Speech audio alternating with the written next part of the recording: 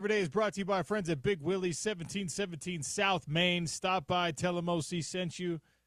Grab something from their delicious food menu. Grab yourself a cold beverage if you're so inclined. Maybe you just want a soft drink.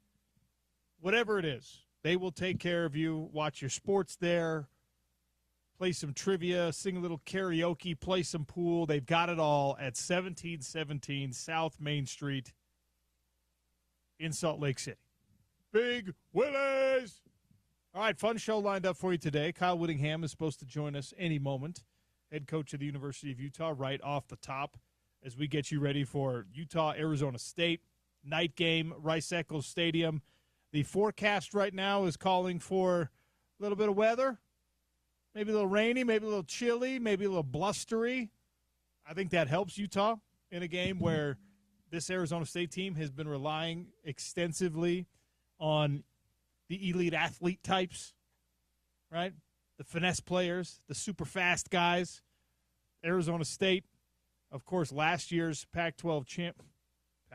last year's Big 12 champion, surprise Big 12 champion, is off to a very solid start here in 2025 as well. Ranked team right now, not scoring as much as some people thought they might be. Again, plenty of football left to play.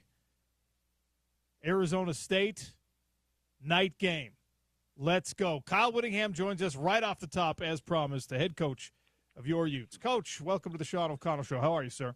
Thank you, OC. How you doing? Doing all right. How was the bye week for your team? Did you win the bye week, so to speak?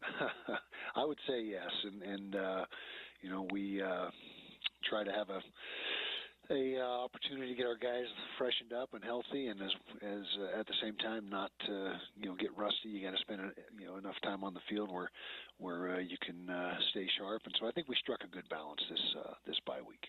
Do you do it? Is that formula the same every year, or do you handle it kind of on a year-by-year basis based on bumps, bruises, injuries, etc.? Yeah, the latter. It's based on the healthier team. Also, the timing of it. If it's earlier in the season, you can get a little more work done than if it's mid or late season. And so, the timing of it, how we played in the previous ball game, that has a lot to do with it as well. And so, with having a good showing against West Virginia, we were able to give them a little more time off last week than if we hadn't done so well. All right, so now you've got a tough one Saturday night against a good Arizona State team, last year's Big 12 Conference champion. They've got the most productive running back in the league right now. They've got a wide receiver who a lot of people think is going to be a first-round pick. They've got a dual-threat quarterback that we have seen do some really, really good things. How do you attack this Arizona State offense?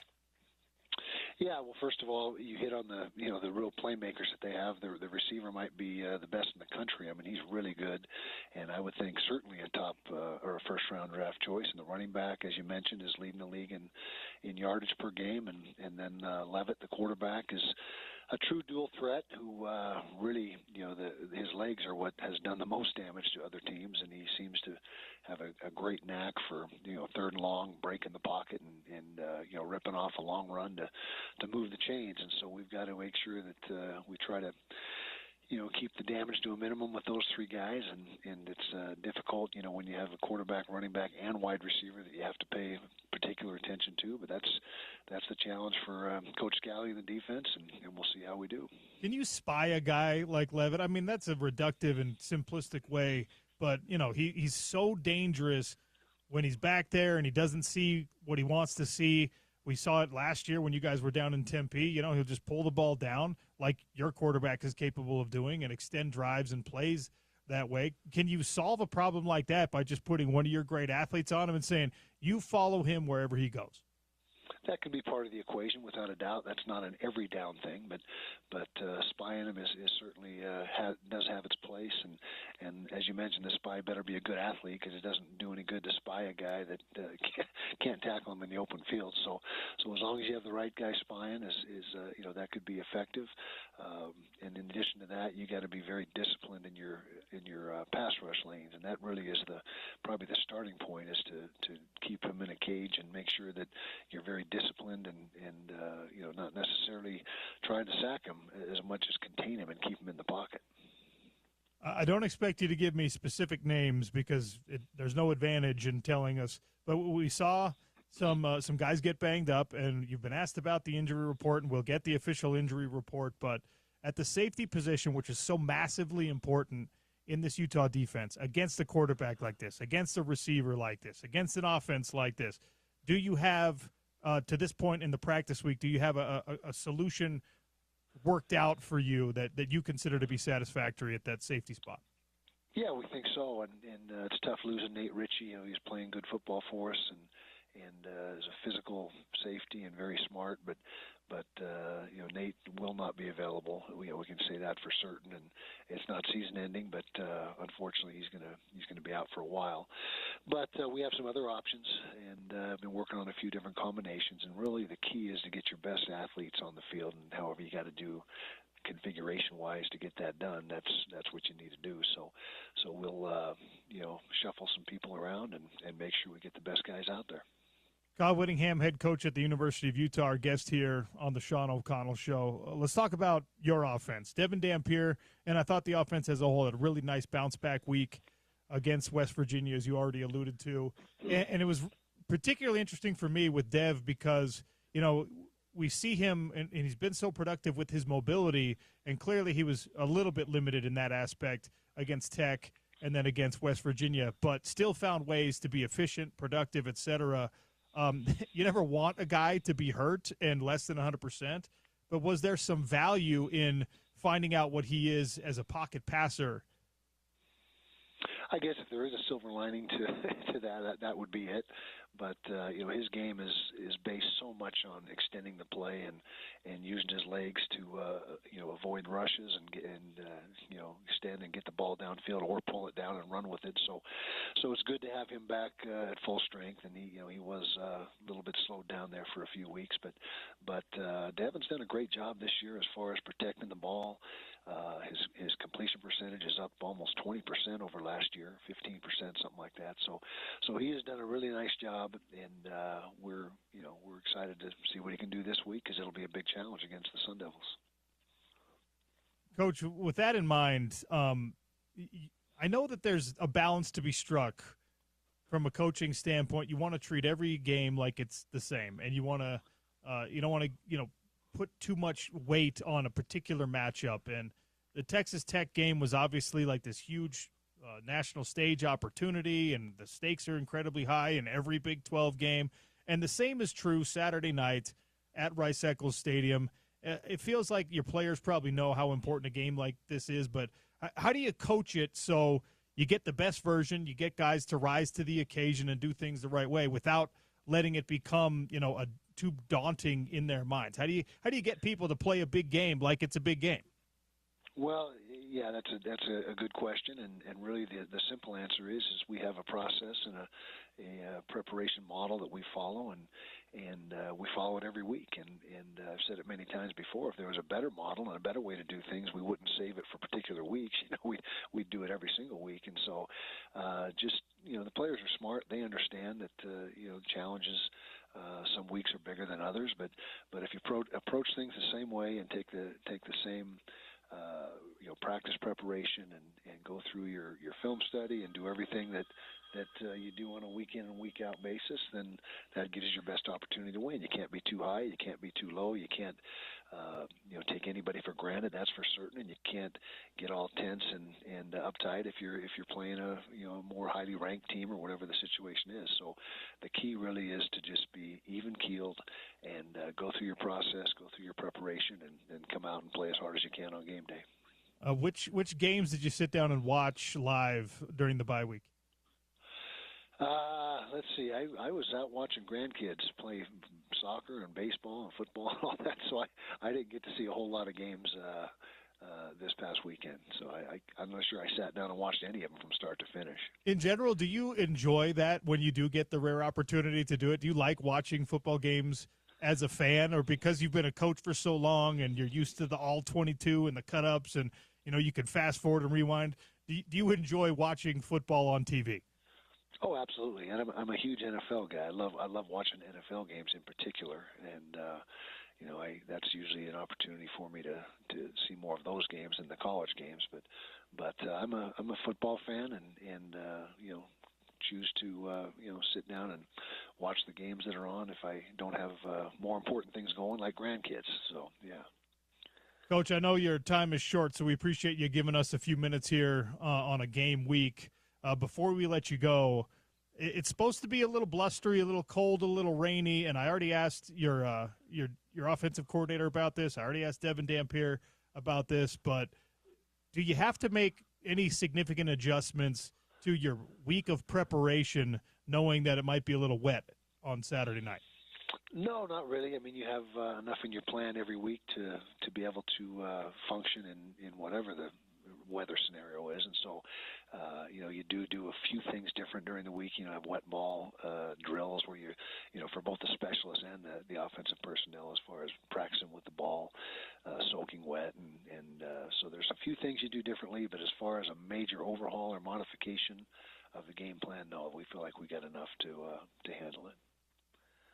Does this still feel, as we head into Week 6, like the team you thought it was heading into the year? A team capable of competing for a Big 12 championship, knowing how deep the league is, how competitive the league is? Have you learned enough about this team through the first 5 weeks of competition and the bye week that, you've been at the championship level before, Coach? Is this one of those teams? I think it can be. Yeah, we have really a good group of guys, a really good group of leaders too. In particular, that's always a key to have a special season is to have captains and your leadership council that really take charge and own the program. And these guys have done a great job of that. Their work habits are exceptional. Monday through Friday, and we've got some really talented players. And so yeah, we absolutely have an opportunity to make some noise in this conference. Again, Coach, appreciate your time. Good luck on Saturday night. Thank you. Okay, OC. You take care. Bye-bye. Kyle Whittingham, head coach of your University of Utah football team. Big thanks to him joining us on a week like this one. Not really exactly breaking news there, but it's the first time that he has confirmed that you're not going to have Nate Ritchie this week. We all speculated as such. Based on the information we were given on Monday, that Nate Ritchie, not a season-ending injury, but a severe enough injury that we didn't think that we would see him back this week. And Kyle Whittingham just confirmed that. This Arizona State team is really good. All right, now are they as good as we thought they were going to be heading into the year? I will say that I thought that they were going to fall back to the pack a little bit. Last year was a special year, and they relied on some very special players to make it a special year. Now, they still have special players. Jordan Tyson, as Coach Whittingham just mentioned, is probably going to be – we've talked about it already this year. He might be the best draft-eligible wide receiver in the country. So what do you do against a guy like that? And more importantly, what do you do against a guy like that with a backup safety playing? Or if backup is the wrong way to term it, with a position swapped or a new, like maybe they put Smith Snowden back. I don't know what they're going to do. I don't know what the plan is, but there is going to be some adjustment at arguably the most important position in this defense.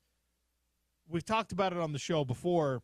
The safeties in the Fred Whittingham, Kyle Whittingham, Morgan Scalley defense are over important compared to other defensive schemes in the country.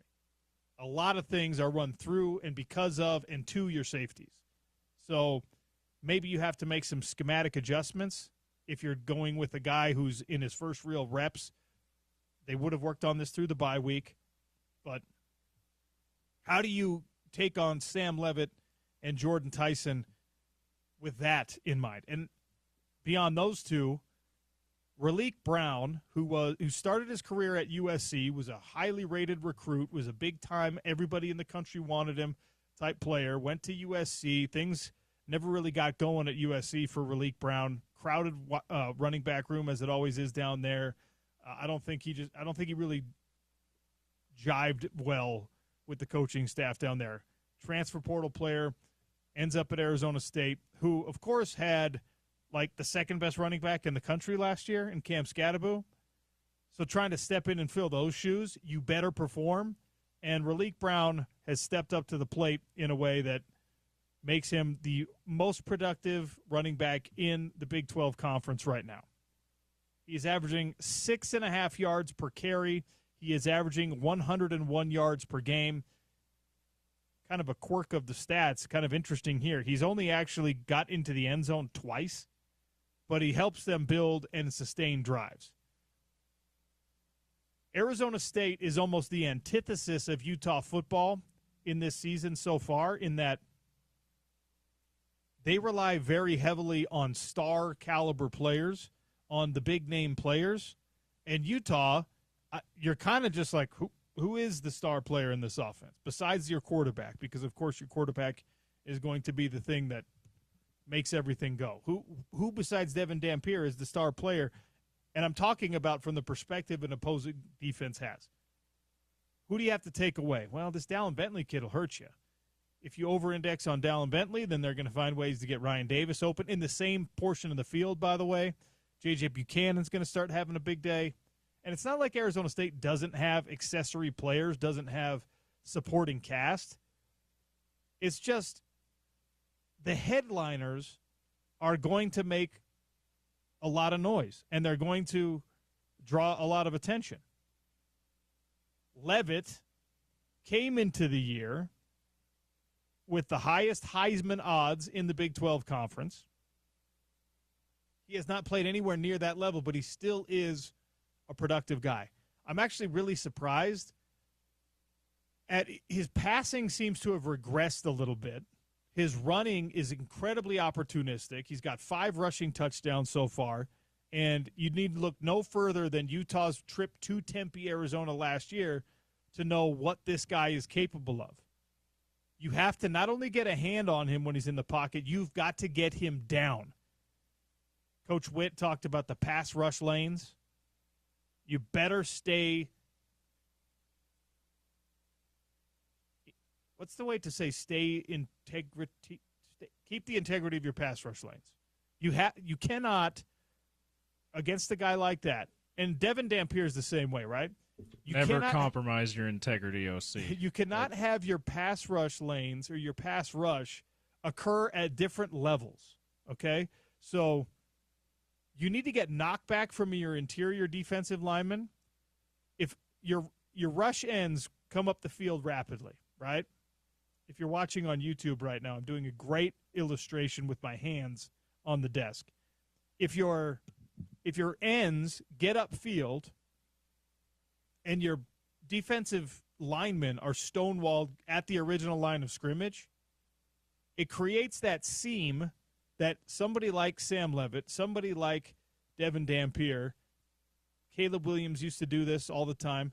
They take a step and a half, 2 steps up, and then they leak out, right? So they go inside of the wide pass rush or the deep pass rush coming from John Henry Daly, coming from Logan Fano, coming from whomever, Cash Dillon, and they go around Aliki Vamahi, and it's somebody like Leavitt. Now, again, this is while your linebackers and your safeties and your corners have cleared out in pass coverage, so you've got these 10 and 12-yard gaps. So what you're asking is that your pass rush, where it's all about winning your one-on-one matchup against a mobile quarterback like this and against a mobile quarterback with great field vision, what you're asking is that your pass rush, that's all as individualistic of a position as there is in football. That and corners are just like, just win your matchup, man. Everything else, the system around you will take care of the rest. Win your matchup. Well, now, because of what Sam Leavitt is as a runner, you can't just win your matchup. You have to win your matchup in concert with the other guy next to you also winning his matchup. Because if you win your matchup too well, you got to get to the quarterback and get him down, or you're creating a seam in the defense. And Jonnu Hall is running with the tight end, or he's chasing a running back down the field. Lander Barton is going to take a second to get his eyes back into the backfield because he's playing defense downfield. Like, it's very problematic, and it's why Devin Dampier had over 1,000 rushing yards last year, and it's why Sam Leavitt right now is one of the scariest guys you're going to face, not because of his arm. We say this all the time. Jeff Schwartz will come on the show, guy who played at the NFL level for a long time. Weddle is going to join us on the show tomorrow. He'll tell you the same thing. Quarterbacks, dual-threat quarterbacks are a nightmare to deal with, but ultimately you have to make plays from the pocket. You have to use your arm to win. This is a matchup on Saturday night of teams who think they've got both in their QBs. Sam Leavitt is not so far to this point having the year that a lot of people thought he would in the passing game.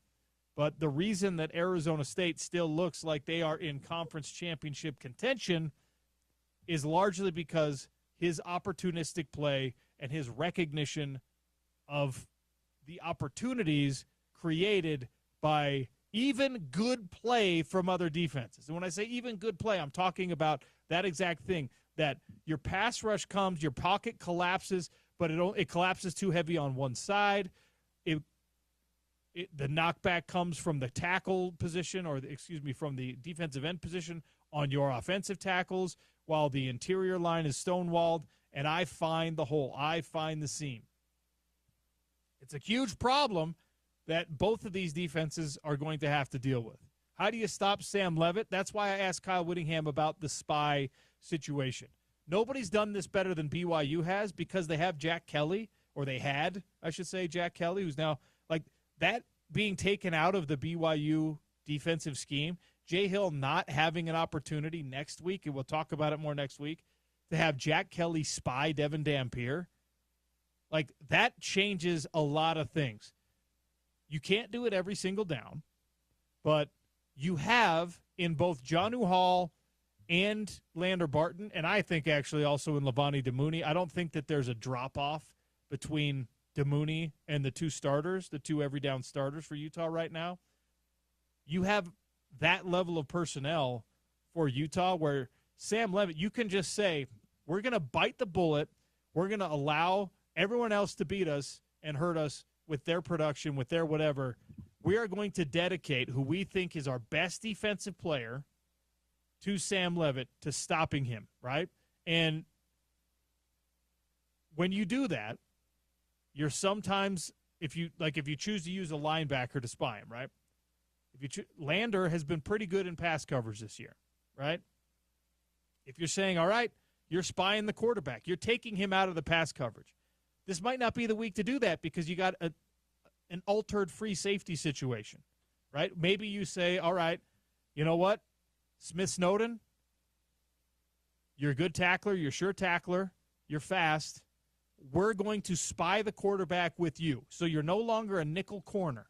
I was going to say, I don't know that I've noticed, and maybe I'm just not looking closely enough, but I feel like it's usually a linebacker that teams will put a spy on, but maybe is it safety and nickels a lot too?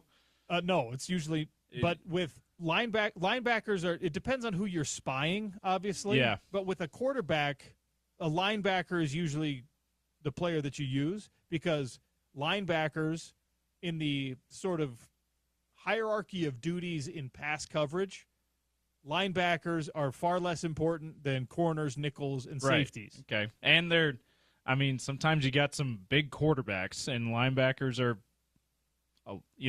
sometimes you're like, yeah, I don't know if I can trust my nickel corner or also my safety to take down Cam Newton. Your linebackers are also supposed to be your best tacklers. Right. Now, safeties are it depends, in there too, but Leavitt is not Kyler Murray, okay? Like, a guy who's that elusive, you might be more inclined to say, well, let's put a safety, who's going to be a slightly better athlete. And a smaller guy, too. Right? Let's put some. Yeah. But and I don't even know if Utah's going to spy Sam Leavitt. That's not something that is a characteristic of the Utah defense, right? This is not something that is I thought Whit might tell us all that right often. There. I'm a little disappointed and just tell us. It's just like, yeah, we're planning on spying him every play. we're With gonna Jonnu use Hall. Yeah, we're gonna use Jonnu. We like that he was a safety too, so we can trust him. He's got that speed still, even though he's a little bigger at linebacker. And by the way, so this is a true story. When we were growing up, my little league team, we were terrible. We had like 5 good players and then a bunch of players who didn't care. So we were terrible. My age group, we were terrible. Okay, we didn't win. We went 2 years without winning a game when I was really young. Okay, Olympus was also a bad team, but they had the exact same thing that we had. All right, so this is, I think, 7th or 8th grade. Olympus had like 4 or 5 really good players and everyone else who didn't care. The best player on Olympus's team, shout out Casey Evans, who ended up being a great player at the University of Utah. Started his career as a walk-on, ended up being He's one of Urban's guys. Safety. Casey Evans is awesome. He's the guy in our interview with Urban before the day before the Texas Tech game, and then in the media availability, he brought him up multiple times. He loves himself some Casey Evans. And he uses Casey as an example of why he gave walk-ons a chance. Because Casey Evans was a guy who was – now, he was like a preferred walk-on. He was like a walk-on that they were just like, we think that you're good. We don't have a scholarship for you, but right we think you're awesome. That's to take nothing away from Casey. Casey and I were on the team at the same time. Casey was the dude that after the grueling, terrible, horrible workouts were done that Matt Bayless would put you through and Doug Elisai would scheme up, Casey Evans, all right, Utah on 3, it's over, right? Casey Evans is the guy who would go back to work on his footwork. He would go back to work on whatever, like do another shoulder workout, whatever. He was always putting in extra work. So I would never take anything away from Casey Evans. Yeah. He obviously earned his scholarship and his spot and his reps and everything. But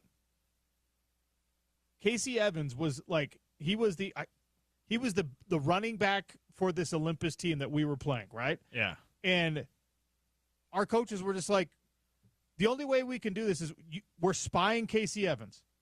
And I didn't know his name was Casey Evans. You're spying 28. They said, all you do, to me, I was a linebacker on that team. They said, all you do is you follow him wherever he goes. If he goes in motion, you just mirror him. If he lines up at quarterback, that's you go wherever he goes. Your only duty on the field, if he runs backwards into the end zone and tries to kneel down for a safety, all you do is you follow him everywhere. Like, there was that level of spy happening, and it worked, right? That's Little League football.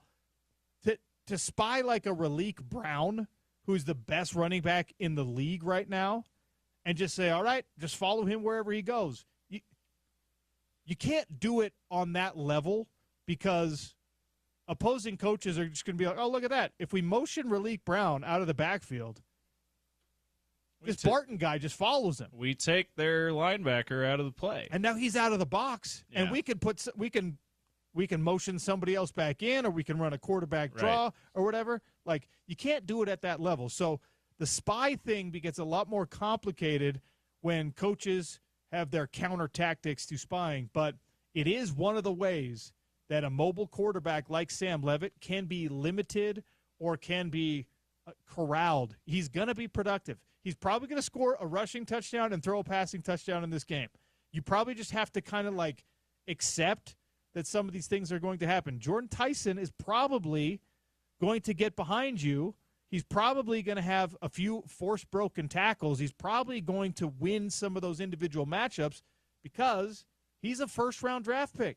He's a better football player than a lot of the guys on your team are. And you've got good guys on your team. It's just not every player is created equal. So how do you take these guys away with scheme while also not overdoing it to where now Arizona State's just like, oh, okay. You're not letting Jordan Tyson and Raleek Brown and Sam Levitt kill you? Well, we got other scholarship players too. We've got other guys. In fact, they're getting their – I think I don't know if he's their number 2 receiver productively, but he's their number 2 receiver kind of in the program. I think he's back this week. Arizona State's had an injury. His name will come to me. And he's supposed to be back this week. So they see the injury report like everyone else does. Yeah, we'll see for sure. First availability report is tonight. So we'll see who's on there. They're going to be listening to the Kyle Whittingham interview on ESPN 700, right? There's some GA who's going to be like, what coach say? Oh, Nate Ritchie's out. He's definitively out. He's on the injury report, is unavailable. They're starting free safety. Who's a guy who is far from a perfect player, but he's positionally, he's in the right spot. How do we confuse Tillman, or how do we confuse Jackson Benny, or how do we confuse whoever is back there playing free safety now? How do we figure this out? That is going to be the matchup in this game. Spoiler alert, I'm not saving it till Friday. That is going to be one of the big deciding factors of how this game plays out, is how Arizona State attacks and potentially exploits backups or positional changes in that safety room. That's why I asked Kyle Whittingham the question. Have you found a satisfactory solution? He says yes. He thinks so. You got to go out and you got to execute it. And if you're compensating for a potential reduction or a potential step back in what your safeties are able to do positionally, communication-wise, what does that look like? Does that look like, hey, linebackers, I need you to take these two dudes away. I need you to take this one dude away, and I need you to do it by just like little league, old school, follow him wherever he goes. That'll work for about a quarter.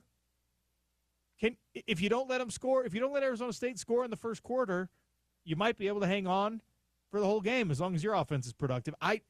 This is going to be perhaps the chess match of all chess matches in this Utah football season, because the way that Arizona State is built right now is not 1 through 11 on offense and 1 through 11 on defense are going to beat you in your matchups or are going to even equal you in your matchups.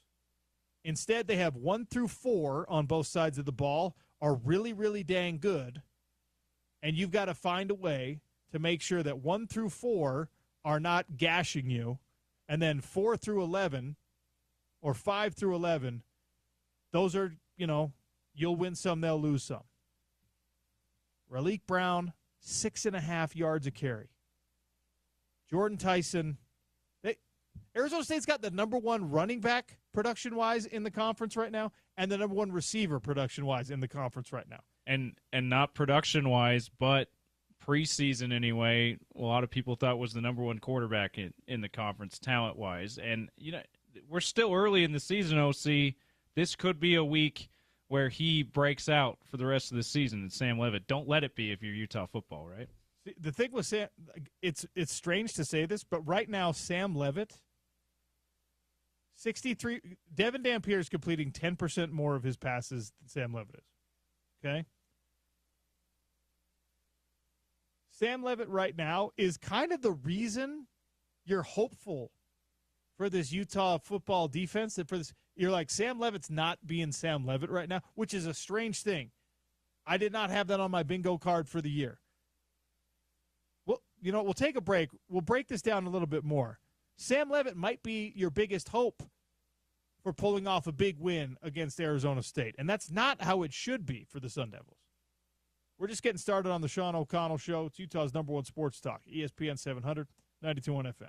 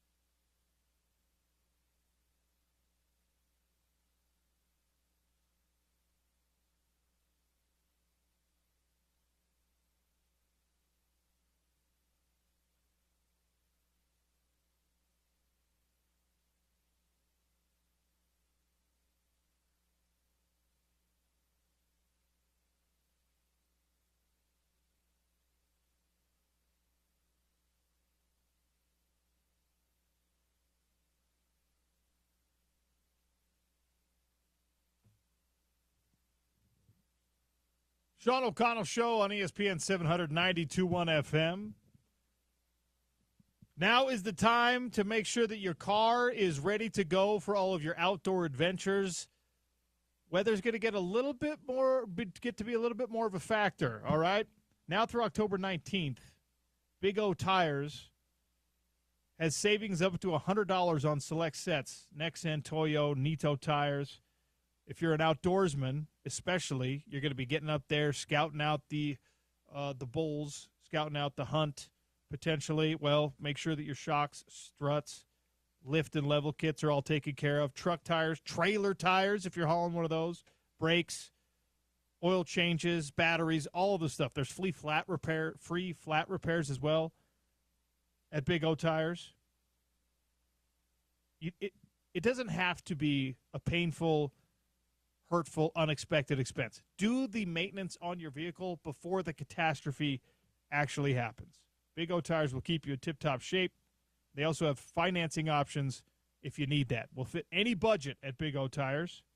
Walk-ins are welcome, or you can schedule an appointment online or over the phone, bigotires.com.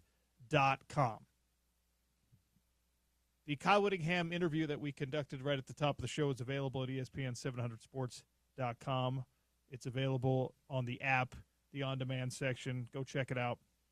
Kyle Whittingham gave us it was about 11 minutes at the beginning of the show.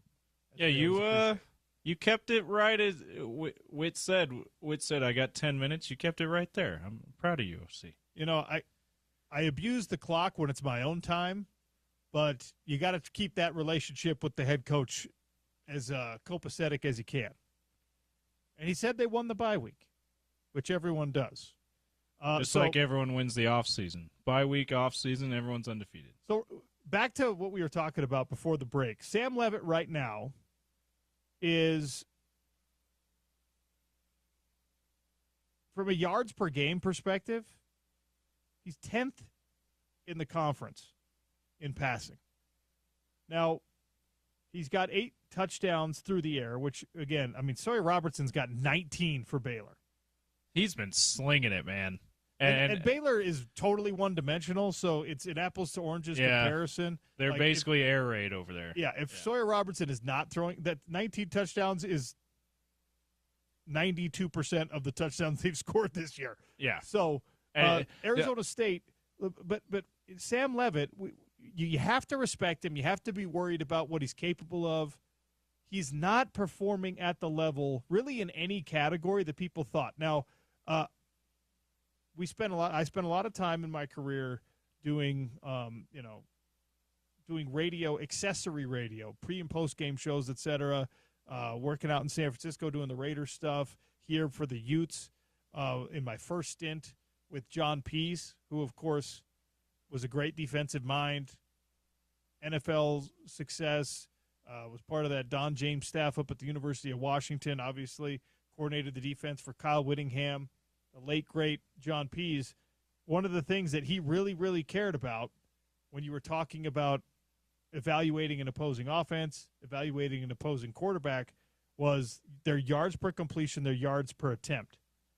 This is where there's some hope to be found with a matchup against Arizona State. And I'm saying that the wrong way. There's reason for hope just because Utah's a good football team. But if you're looking for potential spots where you have an advantage, Sam Levitt was not a place that a lot of us were going to think to start. Right now, though, he's only completing 63% of his passes, and he is 14th in the Big 12 Conference right now in terms of his yards per attempt. 6.6 yards per attempt is not great. It's not terrible. It's not, that's a losing number, but it's not great either. It's not really indicative of what he has in Jordan Tyson either, what he has in terms of the weapons at his disposal. So Sam Levitt is kind of below the level of expectation to this point. Now, you don't want to have him break out, as James mentioned, against your Utes, but he's not killing it in the efficiency metric right now. He's not killing it in the chunk play metric right now. His touchdown interception ratio, 8 touchdowns, 3 interceptions. That makes him, let's see, among the starting quarterbacks in the league, he's 10th in terms of touchdowns thrown. Yeah, it sounds like he's just average production-wise so far to start this season. And if you're Sam Levitt and you're Kenny Dillingham, or you're an Arizona State fan, maybe you're an analyst who's very optimistic about this team, about the Sun Devils still, and Sam Levitt, you're saying, well, yeah, he's due. He's due for a breakout. If you're the opposite end of the spectrum, University of Utah, as we're looking at it from the Utes' perspective, I think it's absolutely fair to say what you've said, OC, is that might be an area that Utah can exploit defensively, is a guy performing below his standard, and maybe you say maybe we can live with limiting everybody else and trying to make him beat us. But I'd be nervous about that if that's what they're going to try to do, just because of the talent of Sam Levitt and what he did, as you mentioned, OC, what he did to the Utes last year. And this is where, he's not really destroying things with his arm right now, but this is where it gets scarier, because 55 attempts for 275 yards. That's 5 yards per carry. He's got 5 touchdowns. They're running him on average 11 times a game, and that's 4 or 5 designed runs, and the rest of it is him scrambling and creating an opportunity for his team to extend a drive. That's where he killed you in Tempe last year. That is where Sam Levitt can kind of say, if he's listening right now, he's listening to me kind of trash on his passing bulletin numbers, board material, and he's going, well, okay. Watch what happens when you screw up in your pass rush. Watch what happens if you don't get home. Watch what happens if you do get home, but you don't get me to the ground. That's where he hurts teams. And there's plenty of guys in the Big 12 Conference that are going to do this. Your quarterback, Devin Dampier, is one of those, obviously. So if you're an Arizona State radio guy right now, you're probably cautioning listeners and saying some of the same things like, hey, he's not necessarily going to kill you with his arm on every play. Although his accuracy has been much better. His efficiency and accuracy have been way better. His touchdown-interception ratio is better. His yards per attempt, let's see, what is his yards per attempt? Devin Dampier's yards per attempt right now is better. What is the yards per attempt? Single digits still, or is it in the double digits? No, it's only one player, only it's one quarterback in the conference is in double digits. That's what I figured. Yeah. So what's he at? Like 8, 9? He's like 7. Is it 7? It's still, he's one spot ahead of. It's not. Again, it's not significantly better. It's not significantly better, but it's better. It's better. Devin Dampier has only rushed for 2 touchdowns this year. That's gonna go up as his ankle continues to heal, and we saw him make a really nice physical run against West Virginia. 10 days removed from the ankle injury that limited him in Texas Tech. So I would be optimistic after the bye week that we're going to see a lot better mobility against ASU. Here's a fun fact that a lot of people probably wouldn't guess. The rushing touchdowns leader in the Big 12 Conference as we head into Game 6, Week 7, right? Yeah. Is who do you think? Rushing touchdowns leader in the Big 12 Conference right now. Is it a Utah guy? It's not. It's not a Utah guy. I don't even know if I have a good guess. It's Rocco Becht. Rocco Becht. Yeah, I'm like Iowa State quarterback has 7 touchdowns. He's averaging, James, 1.2 yards per carry, but he's just that QB sneak, that tush push. He's fallen across the line for 7 touchdowns so far this year. By the way, since we're talking about the short touchdown runs, it's legal to do the tush push. In college football. Yeah. West Virginia has been obvious about that. You saw against Utah, they put like 3 guys to push the quarterback. Why are we not seeing it very much with big quarterbacks? Why like a guy like Devin Dampier who's squatting as much as Jalen Hurts basically, and Jalen Hurts is the guy that he's the perfect guy for the tush push. Why are we not seeing a Ute scoot, OC? I'll tell you why. It's the same reason why every team in the NFL is not doing it. It's actually hard play to execute, and it's a play that you have to practice a lot. It's a rugby scrum. We call it the tush push, but it is. Go watch any 15s rugby game. It's like the same thing. Yeah. Right? And shout out to Utah Warriors. It requires an elite level of cohesiveness and coordination from your offensive line. Utah is the type of team that could absolutely pull this off because they have so much experience in the interior offensive line. They got the talent on the exterior offensive line. And that's a way to use Lander Barton on offense. Have him pushing Devin great in the back, right? But it's a play that you've got to practice a lot in order to execute it effectively. And look no further than everyone else in the NFL who's tried it to very moderate to success. I think Buffalo might be the only other team who does it frequently, but they still don't do it as much as Philly, and it's not near as successful as Philly. If it was the cheat code that everyone thought it would be, then everyone would do it. It's like this is one of these things that we do in media and as fans sometimes. We're just like, well, why doesn't everyone just do that? Well, because there's limitations. Either your offensive line's not good enough at it, your quarterback's not strong enough to the point that you're talking about, your whoever, tight ends, fullbacks, running backs. In Utah's case, they've got 2 D linemen that they have played on offense. Yeah. That are 300-pound bowling balls. Like, sure, you probably could do this. I think they have the personnel for it, but you're right. Like, it's got to be that they haven't dedicated enough practice time to it where they're like, this is going to be an effective play for us enough for us to do this. And it's also, you think of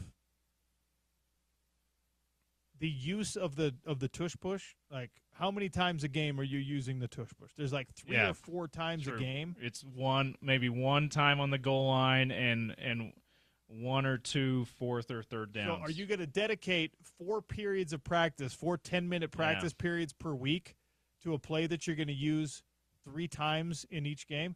Look, if the Philadelphia Eagles are the best example, and they are, why not? But again, maybe I imagine, James, that every coaching staff in the country at this point has tried it, and they're just like, I don't know how to coach this right. Or our guys, like in rugby, right? A lot of times what happens in a scrum, and it's a penalty in rugby, is the scrum collapses. Guys that are locked in and they're pushing, they submarine. They just tank. Their nose goes to the ground, and they fall down. That's not a successful play, right?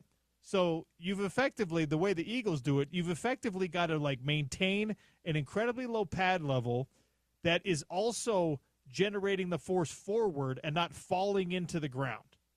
Yeah, as you described this, OC, it is a lot more complicated to play than you realize. It's an unbelievably technical play that looks like kind of a mess. Yeah. So everyone's just like, oh, this sucks. We'll take it out of the game. It's like, no, you don't understand.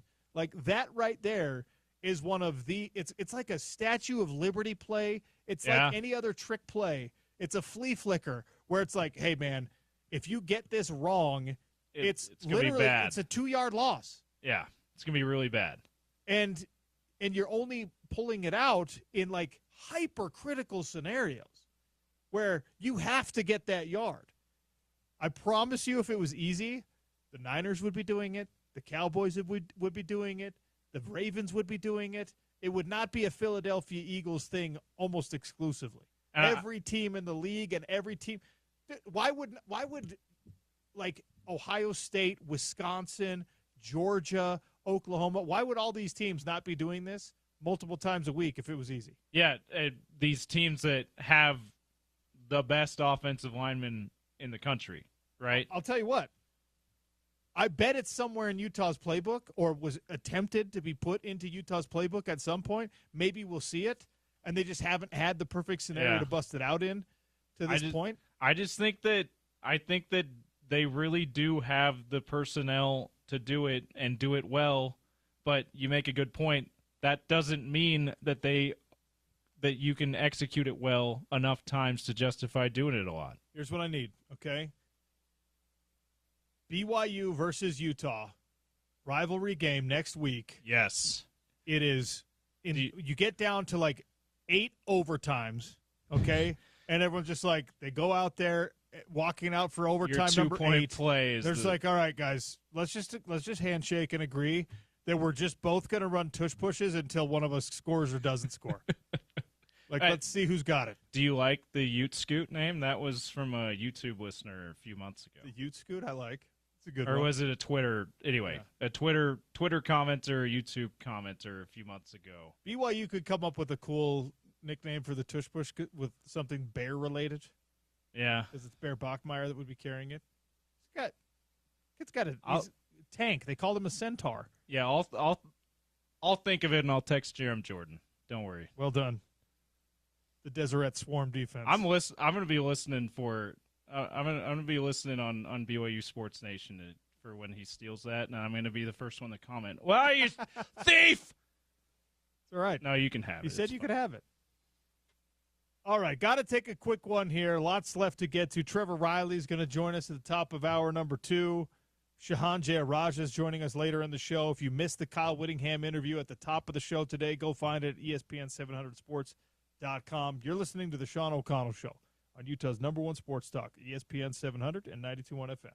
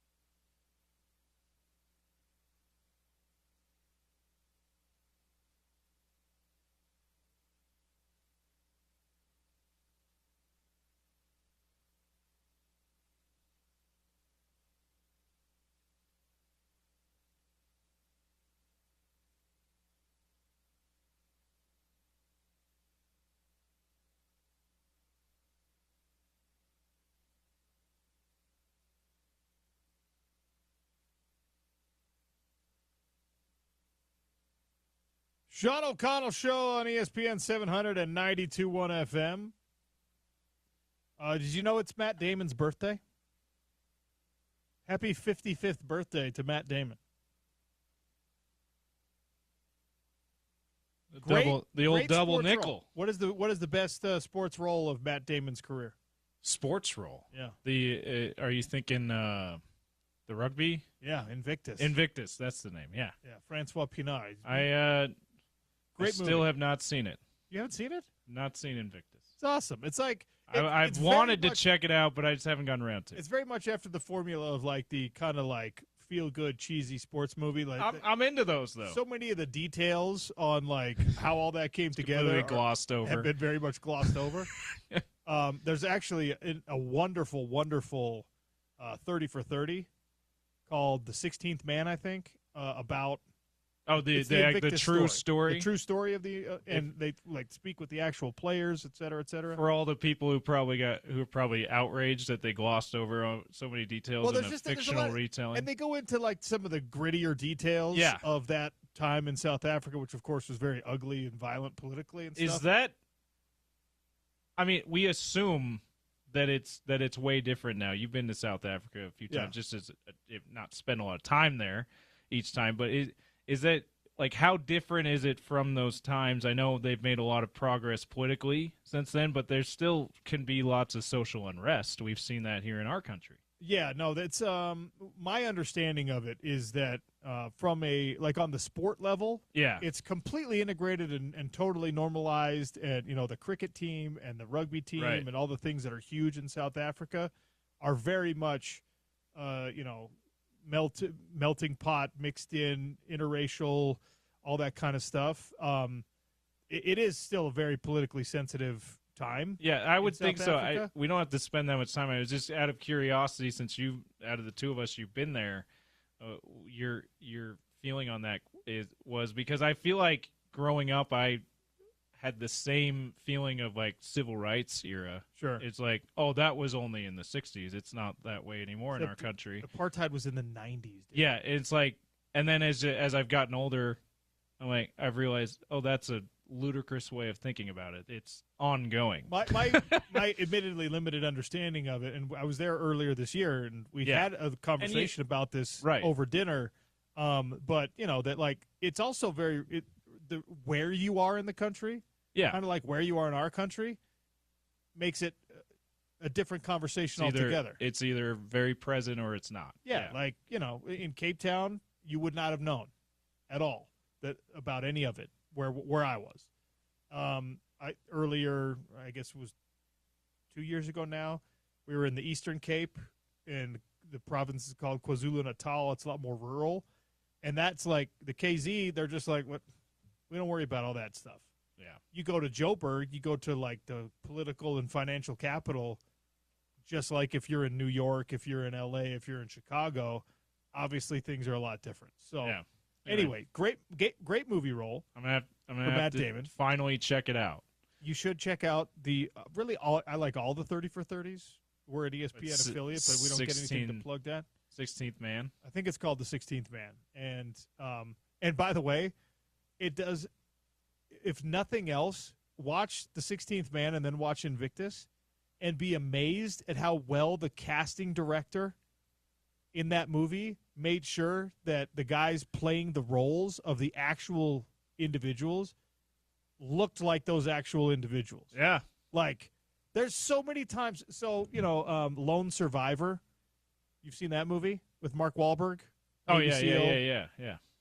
Like, Mark Wahlberg's like 5'8", okay? Right. The man he's playing, the Navy SEAL he's playing, Marcus Luttrell, is 6'5". They look nothing alike. Low angles. They were just like, you know what? We're just going to pretend that doesn't matter.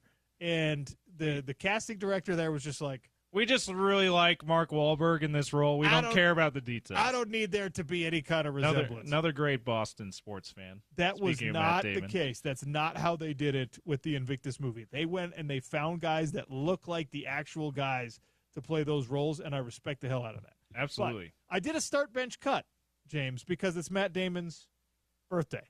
Right. All right? And immediately people were just like, how could you leave this one off? Well, because Matt Damon has too many good roles, too many good movies. Oh, my gosh. You're going to leave stuff out, people. So I said, of incredible. these three, start, bench, cut, Good Will Hunting, The Departed, or Jason Bourne movies. And you could pick whichever one's your favorite. Start, bench, cut, Good Will Hunting, The Departed, Bourne. And I am leaving out Invictus, okay? I am leaving out The Adjustment Bureau. I'm leaving out Elysium. I'm leaving out We Bought a Zoo. I'm leaving out a bunch of Matt Damon movies that I really like. I'm leaving out Matt Damon's limited but impactful and impressive role in Interstellar. I mean, he's been really good in everything. It's a thing, actually, online to making fun of all the random Matt Damon cameos. Like, he's in Avengers. Like, he's in the on Asgard as they're reenacting some of the Avengers scenes. He's the one who plays Loki in one of those fake reenactments. How about this? Okay, Matt Damon pops up everywhere. Matt Damon had a 12-month run in 1997. Good Will Hunting came out. All right, that was like he had already been in big movies, but that one was like writing, directing, starring in. That one was like, here's Matt Damon, superstar, right? 1997, Good Will Hunting. Less than a calendar year later, Saving Private Ryan. He is the titular character. He is Private Ryan. And then Rounders, the poker movie, if you've seen that. And then all what? In a 12-month span. And then, like, a couple years later was the Firstborn movie, right? The Talented Mr. Ripley. He was Finding Forrester. Ocean's 11 came out in 2001. Yeah, he's been in so many blockbuster movies. The Bourne Identity, 2002. The Bourne Supremacy, 2004. Oh, by the way, Ocean's 12 in there as well. I mean, he has some of the great roles.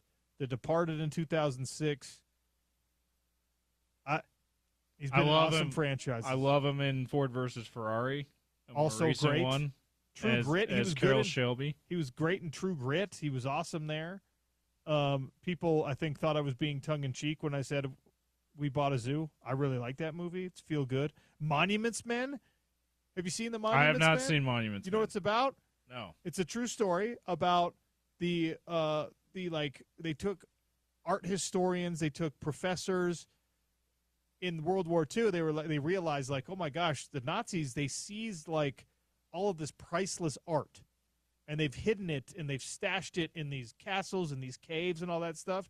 And they sent a unit of guys over there specifically to find this stuff, recognize what was culturally significant, what needed to be saved, what needed to be reclaimed, get it restored and back. He's in that. There's probably, not to go on another. The Martian? Oh, Martian's absolutely one of my favorite Matt Damon movies. But not to go on another crazy tangent here, but how much of that art and those artifacts that the Nazis took when they conquered different places in World War II is probably still lost. Like, much of it, right? It's actually terrible when you think about the things that war and conflict have robbed from human civilization. Yeah, I mean, then like Nazis in World War II is just one example. That's just one example. What's been going on with like the Taliban and other such organizations, they go in and they destroy like Egyptian art that's been like statuary that's been around for thousands and thousands of years. They're just like, blow that up. It's against our principles. It's insane. Yeah. It really is sad because a lot of that stuff is long past where anyone, like, as far as like Egyptian art and statues that are in honor of Egyptian gods, like, no one, if that offends you, no one's actually worshiping that way anymore. So why, like, what's the point of blowing it up anyway? Just stuff like that it's really unfortunate because history is important to preserve. Absolutely. Anyway, Monuments Men, great show. We'll come back. I want to talk about not football related. I want to talk about what's going on in the NHL. Mammoth starting things out, right? Tomorrow night. You have this contract conversation going on with Logan Cooley, who's a rising star in the league. He's 21 years old. He's an important part of the core as you move forward as what we hope is a playoff team that in the next 2, 3, 4 years will be a Stanley Cup contender. And the average annual value of the contract that he was offered and he and his team refused was $9.6 million, okay? In the NHL, that is really good money. That's like top 50 money. Well, Winnipeg signed an extension today. That means the price of pool is going up yet again for elite forwards. We'll talk about that on the Sean O'Connell Show. ESPN 700, 92.1 FM, proud part of Utah's ESPN radio network.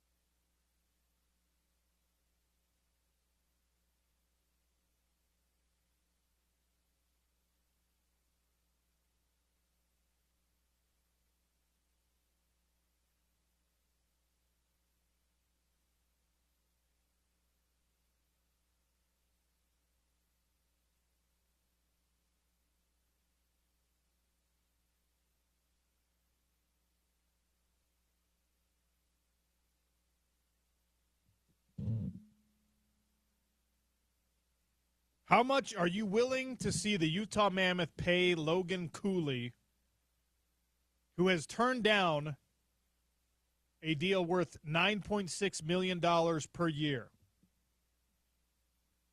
I know that we're all new to the hockey thing, That's between top 35 and 50. There's a bunch of guys tied for $10 million a year. All right, they're all tied at number 35 in the league at $10 million even of cash value on their contracts.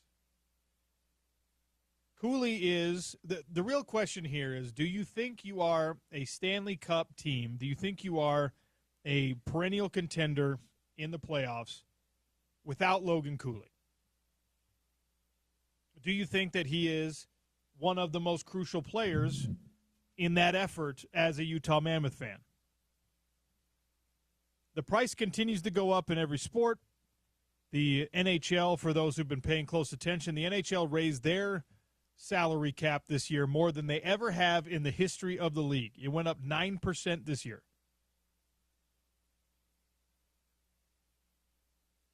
Increased ratings, another successful Four Nations type thing.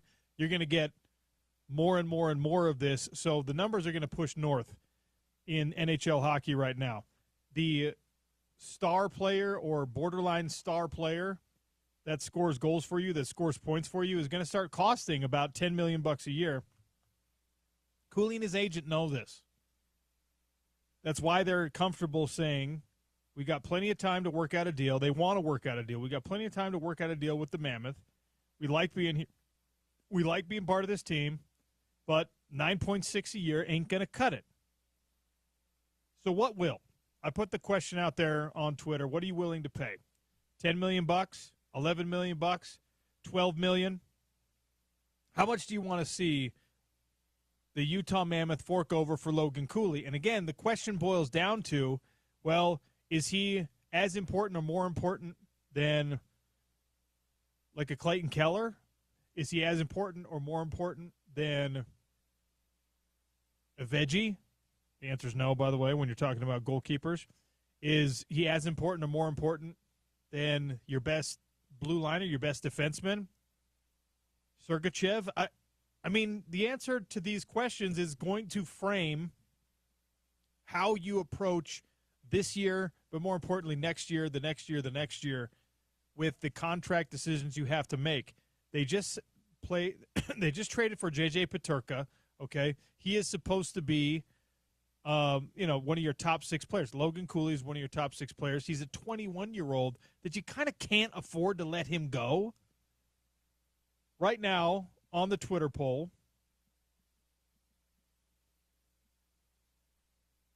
30% of people say just pay him whatever it takes. And whatever it takes, I think, is probably going to be in that $11 million a year average annual value range.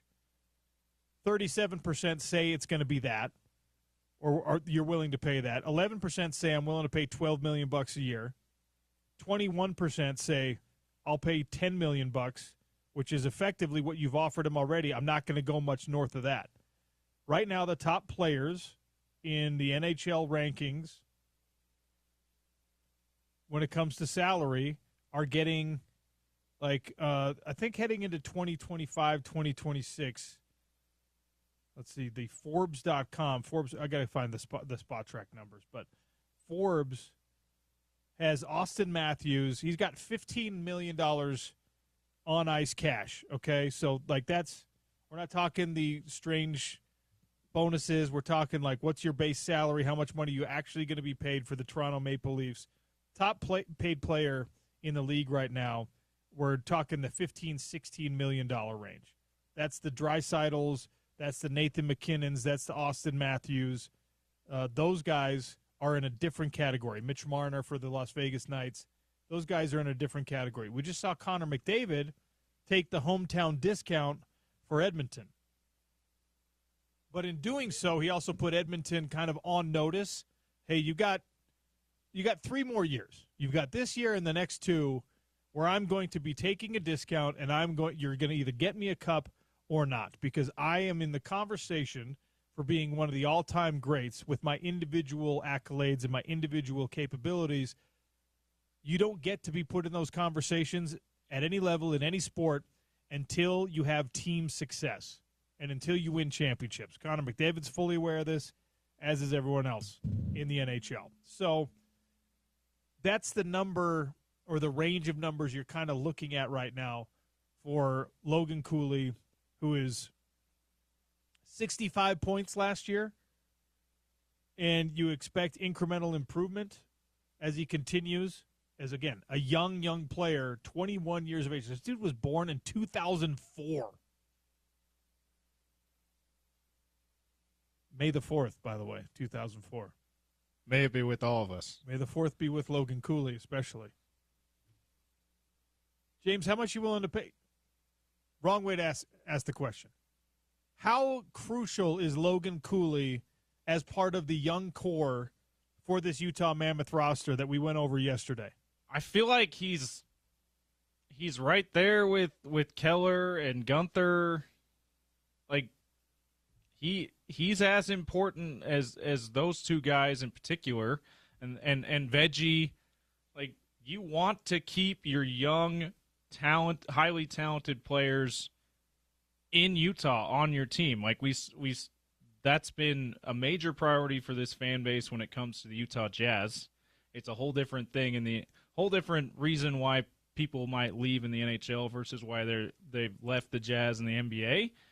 But for those same reasons why we always bemoan the Jazz drafting well, developing well, but not retaining well at all, I would think that it'd be the same kind of feelings if you're not able to lock in a guy like Logan Cooley long term. I think he's in that group with Keller and now Peterka and Gunther and Veggie as some of the core that you want to have of young players going forward on your first team that may or may not contend for a Stanley Cup.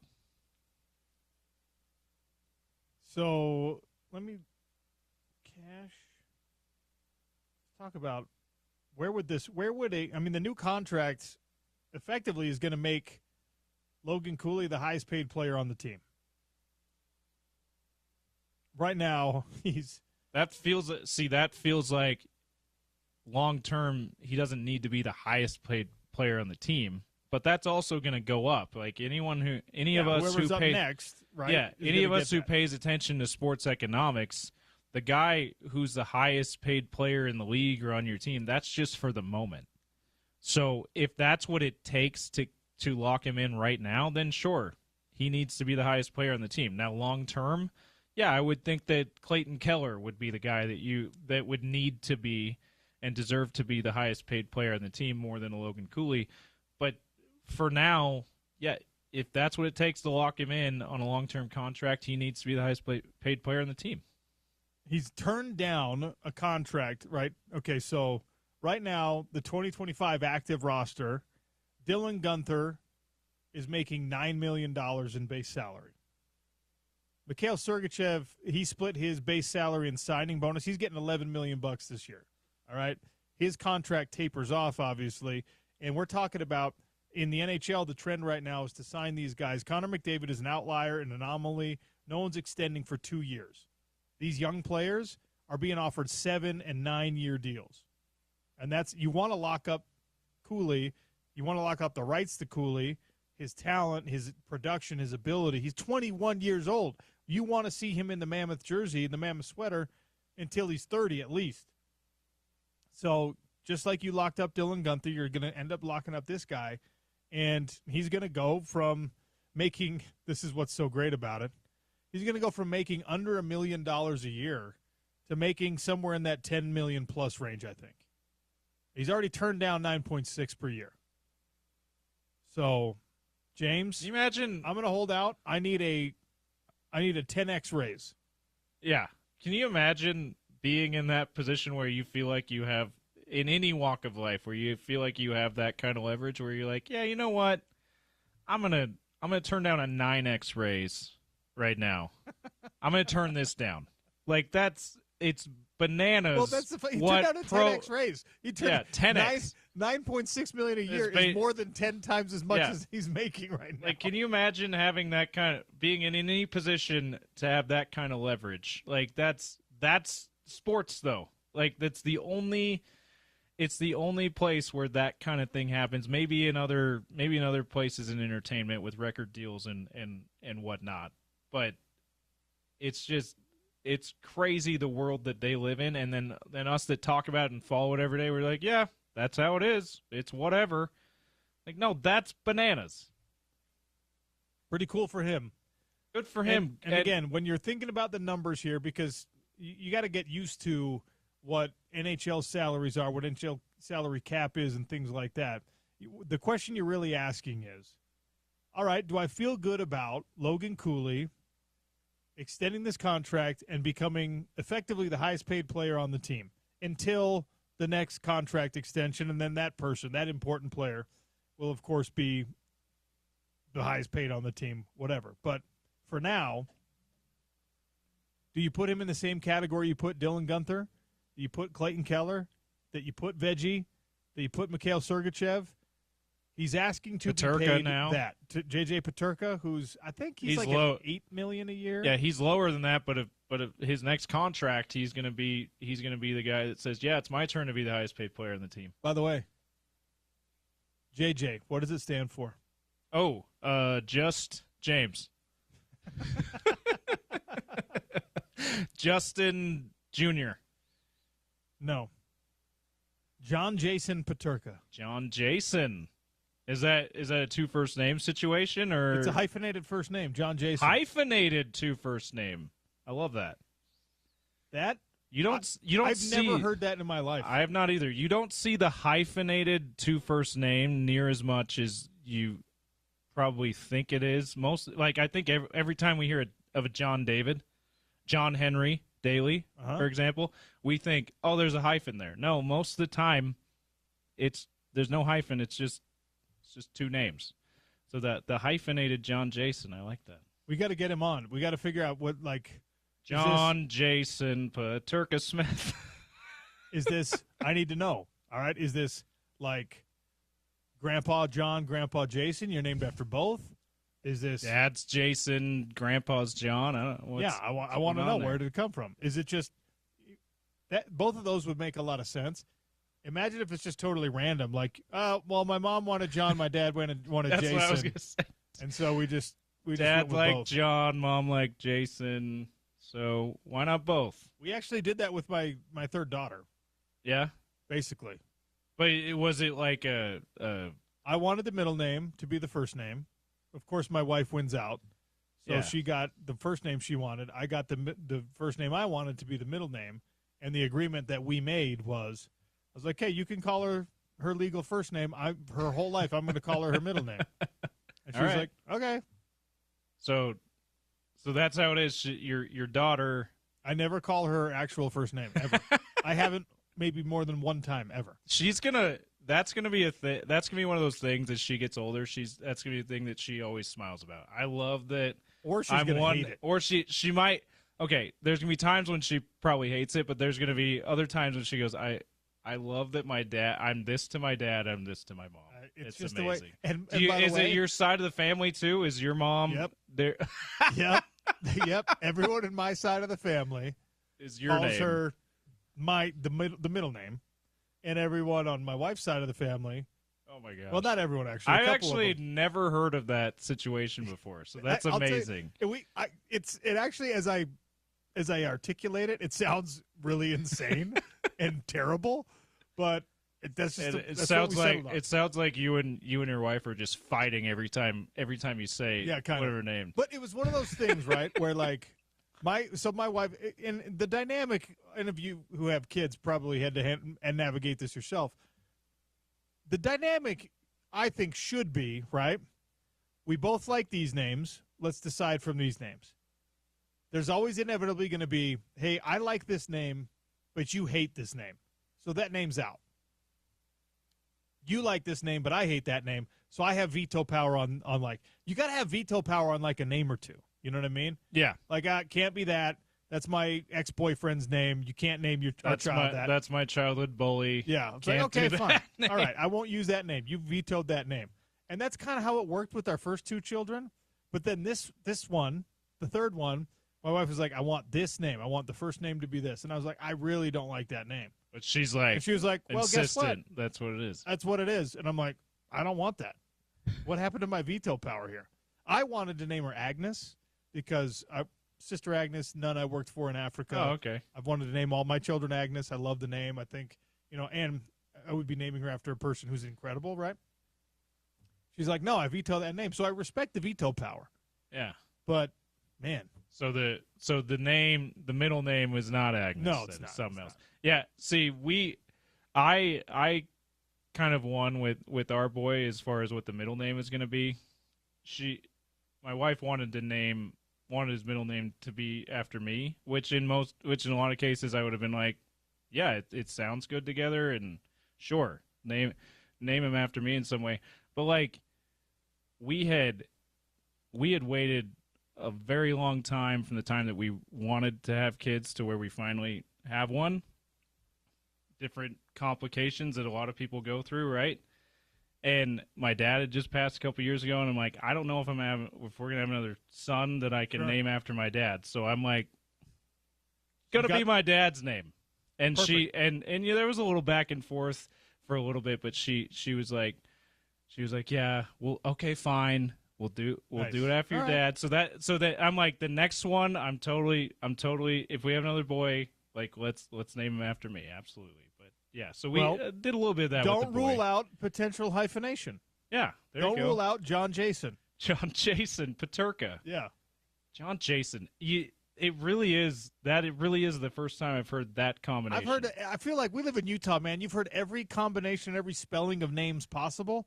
I've never heard John Jason. Every hybrid. It's not two first names. It's just two names that were mashed into one. Yep. Sometimes very clunkily. Yes. We've not heard John Jason.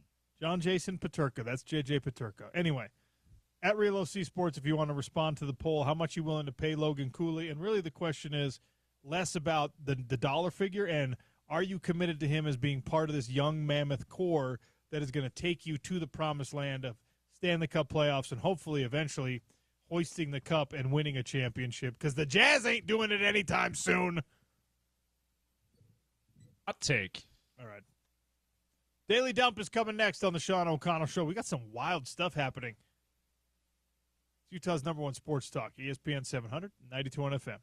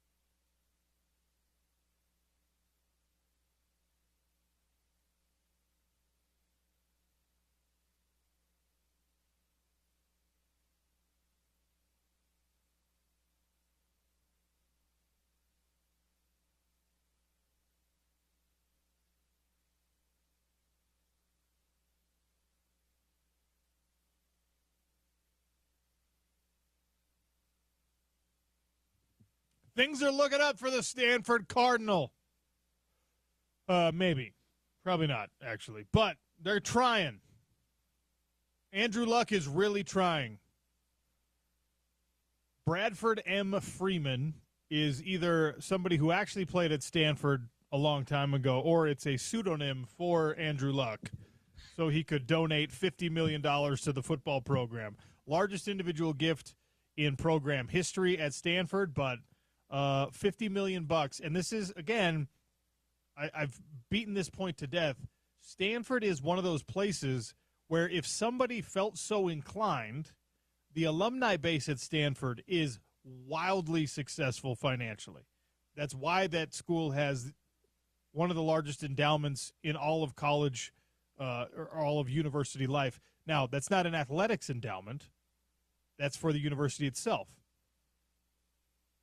A lot of the success, the Silicon Valley stuff, doesn't necessarily jive directly with sports. That's by the way, huge mistake. Stanford people, you should have been, ear to the ground when, I don't know, Mark Zuckerberg relocated to Silicon Valley and was like some weird Harvard nerd that was coming out to build this juggernaut tech company. You should have been like, hey, you want to come to some Stanford football games? You want to Zuckerberg is now involved in the sports world through jiu-jitsu.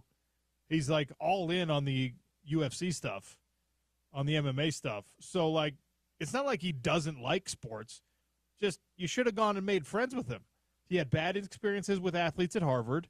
You should have gone out there as a Stanford athlete and been like, hey, Zuck, I heard that you're we're actually good at sports here, so we'll be nice. We're good at sports, and we're going to be nice to you. And then your entire fate would be different.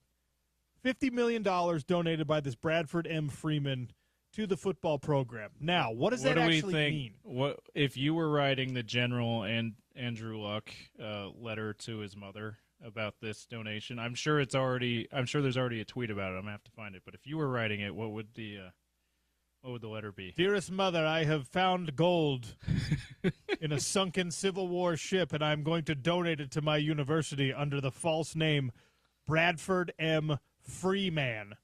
Freeman. I mean, that's 2 words. Are you telling me this is not? This is the general. This is not a pseudonym. Oh, I'm. By the way, I'm pulling that Twitter account up as you expound on your point. The sobering reality here for Stanford football is that this is not actually save your life type of money. This is 2 seasons of robust NIL support. Or this is 1 season of swing big, try to hit a home run in the transfer portal, which, by the way, now is officially signed into law as being a 14-day period from January 2nd to the 16th, beginning in 2026. The transfer portal is now a 2-week period, which means, of course, the month leading up to it, or months leading up to it, are going to be rife with illegal tampering. The week immediately following this is going to be full of litigation and people saying well, I didn't get my deal done for her until this and this. $50 million, though, for Stanford, to get back to the original point, is, I mean, if the rumors are to be believed and the reports are true, this is like a season and a half worth of what Texas Tech is doing right now with their football program in terms of paying players. $50 million, by the way, this is what's so frustrating about the whole thing. I don't know what Bradford M. Freeman's business is. If Bradford M. Freeman is a billionaire, then you can make this donation every single year, and your accounts are going to replenish the $50 million in interest, and then you're just going to be like, all right, I didn't have to do anything to earn that. That's Stanford's money, okay? That's why Cody Campbell is going to keep giving to Texas Tech, because Cody Campbell's billions of dollars in high-yield interest accounts and in the stock market and in crypto and everything else, he's just going to be like, oh, look at that. I literally woke up today to an extra $100,000 in my account. And I'm going to do that across 15 different accounts over 365 days. And so the $30 million or the $50 million that I'm donating to Texas Tech is actually just a rounding error for me. Here we go. I don't know what Bradford M. Freeman's situation is, but let's say let's say that I somewhat facetiously am telling you that this is Andrew Luck being like, hey, I'm going to put a bunch of money into my own program. Andrew Luck's career earnings in the NFL were $109 million, which, of course, is an exorbitant amount of money for a human being to have. That's more money than you would have to spend in your entire lifetime treating yourself and your family and your friends very, very, very well. But it just doesn't go that far in modern sports. $50 million as a one-time donation can't change the stars for Stanford football. You know how frustrating, you know how gross it is to say that? You know how frustrating that has to be for the Freeman family? And maybe they intend to keep giving. Maybe they're going to be like, here's $50 million. If you deploy these finances the right way, if you use this money the right way, there's another $50 million next year. There's another $50 million the year after that. Then we're talking about, like Phil Knight at Oregon, he has said that. He has basically, in not so many words, been like, blank check, spend it the right way. And that's how he has put it into practice. Cody Campbell at Texas Tech, same kind of situation, right? BYU Athletics has received some of the support. It's crazy, but you have to have someone who is a 9-figure or 10-digit donor whose investments can replenish these funds to be donated again and again and again. $50 million is beyond generous and represents, in all likelihood, an immense amount, or the fruition of an immense amount of thought and work and skill for whoever earned that money and is able to give it. But it will not save your program. Even if you give it all to players, which, of course, you know, you're going to have to find some split between players, coaches, facilities. It's actually not for a building, so I think it's to go all to players.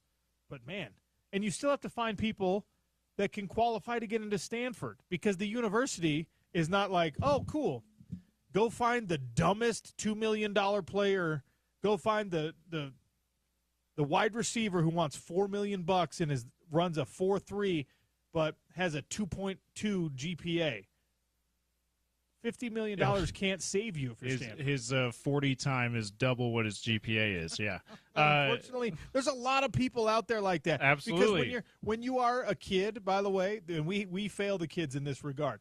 When you're a kid who runs 4.5 and is 6 foot plus and is 200 pounds plus, by the time you're in 8th grade, a lot of people in your life have been like, grades are not going to be that important to you. Or they're going to be like, we care so much about what you do on the football team that even as you're lazy and even as you're just human nature is like trying to get by as easy as you can, even as you're like not turning in your assignments, we're going to give you we're going to give you a decent grade. We're going to make sure that you pass this class. We're going to give you C's at least. But then Stanford comes in and is just like, what's your ACT score? Like, it's a 9. Oh, never mind.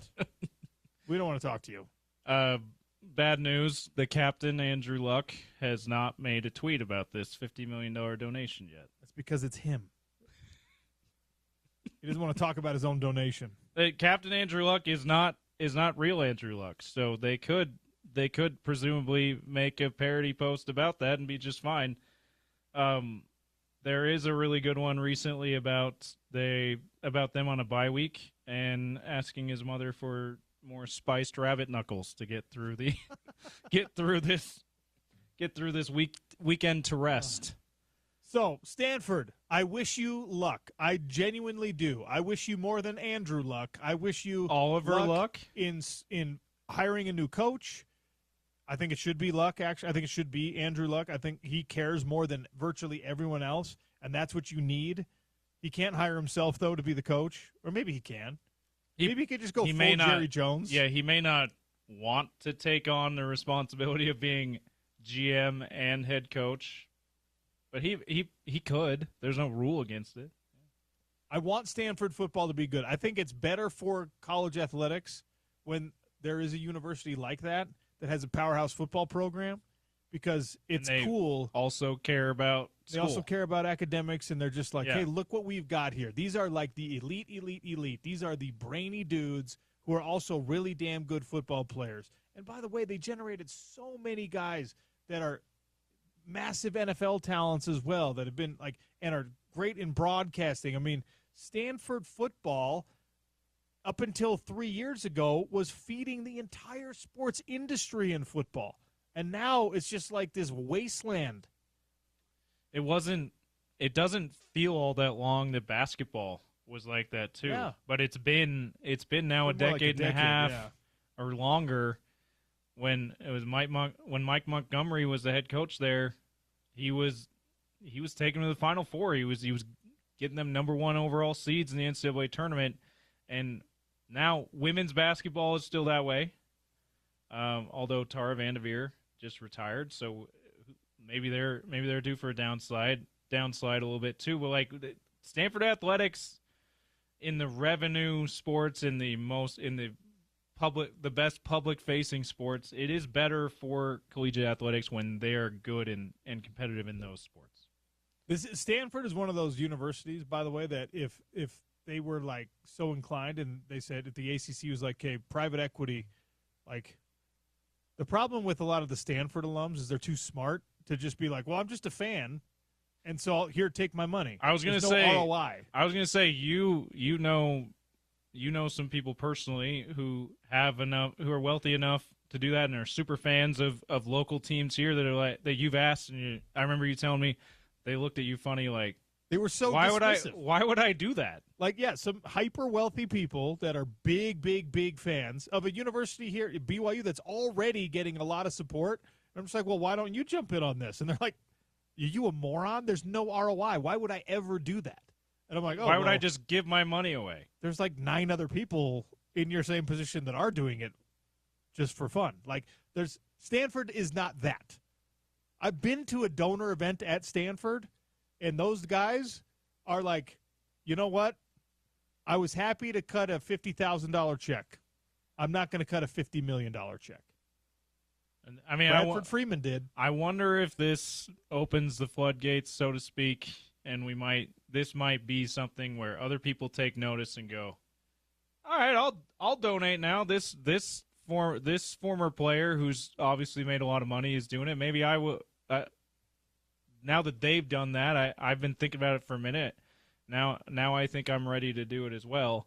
That's of course what Andrew Luck's hoping for.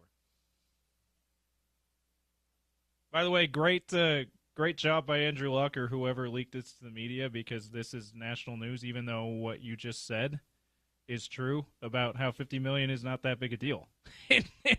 It's not life-changing in college football. Is $100,000 a big deal? We'll take a quick one here, and we'll talk about the NFL coach who was fined $100,000 for being mean to a player. This is bananas. It's the Sean O'Connell Show on ESPN 700 and 92.1 FM.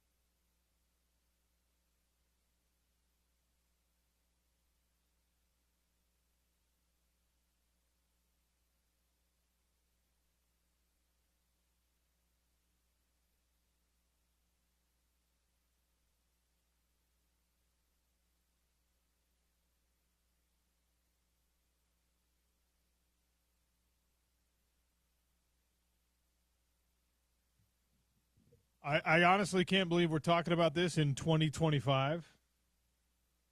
$100,000 fine for Jonathan Gannon because he screamed at, got in the face of, and struck the pads of Amari Mercado in a game where and we didn't talk about this earlier in the week, but you all saw the low light. It's not a highlight, it's a low light. Running back carrying the ball across the goal line right before he gets there, drops it. Obviously, this has happened in Utah football history. Costly mistake. It's happened 7 times also in the NFL.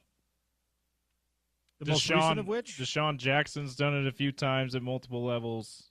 The most recent of which was this past weekend. And in a hotly contested game, when you do something like this, your head coach or any coach on the staff might come up to you and say, "What the bleep are you doing?" Now, you've probably seen the film of the altercation as well.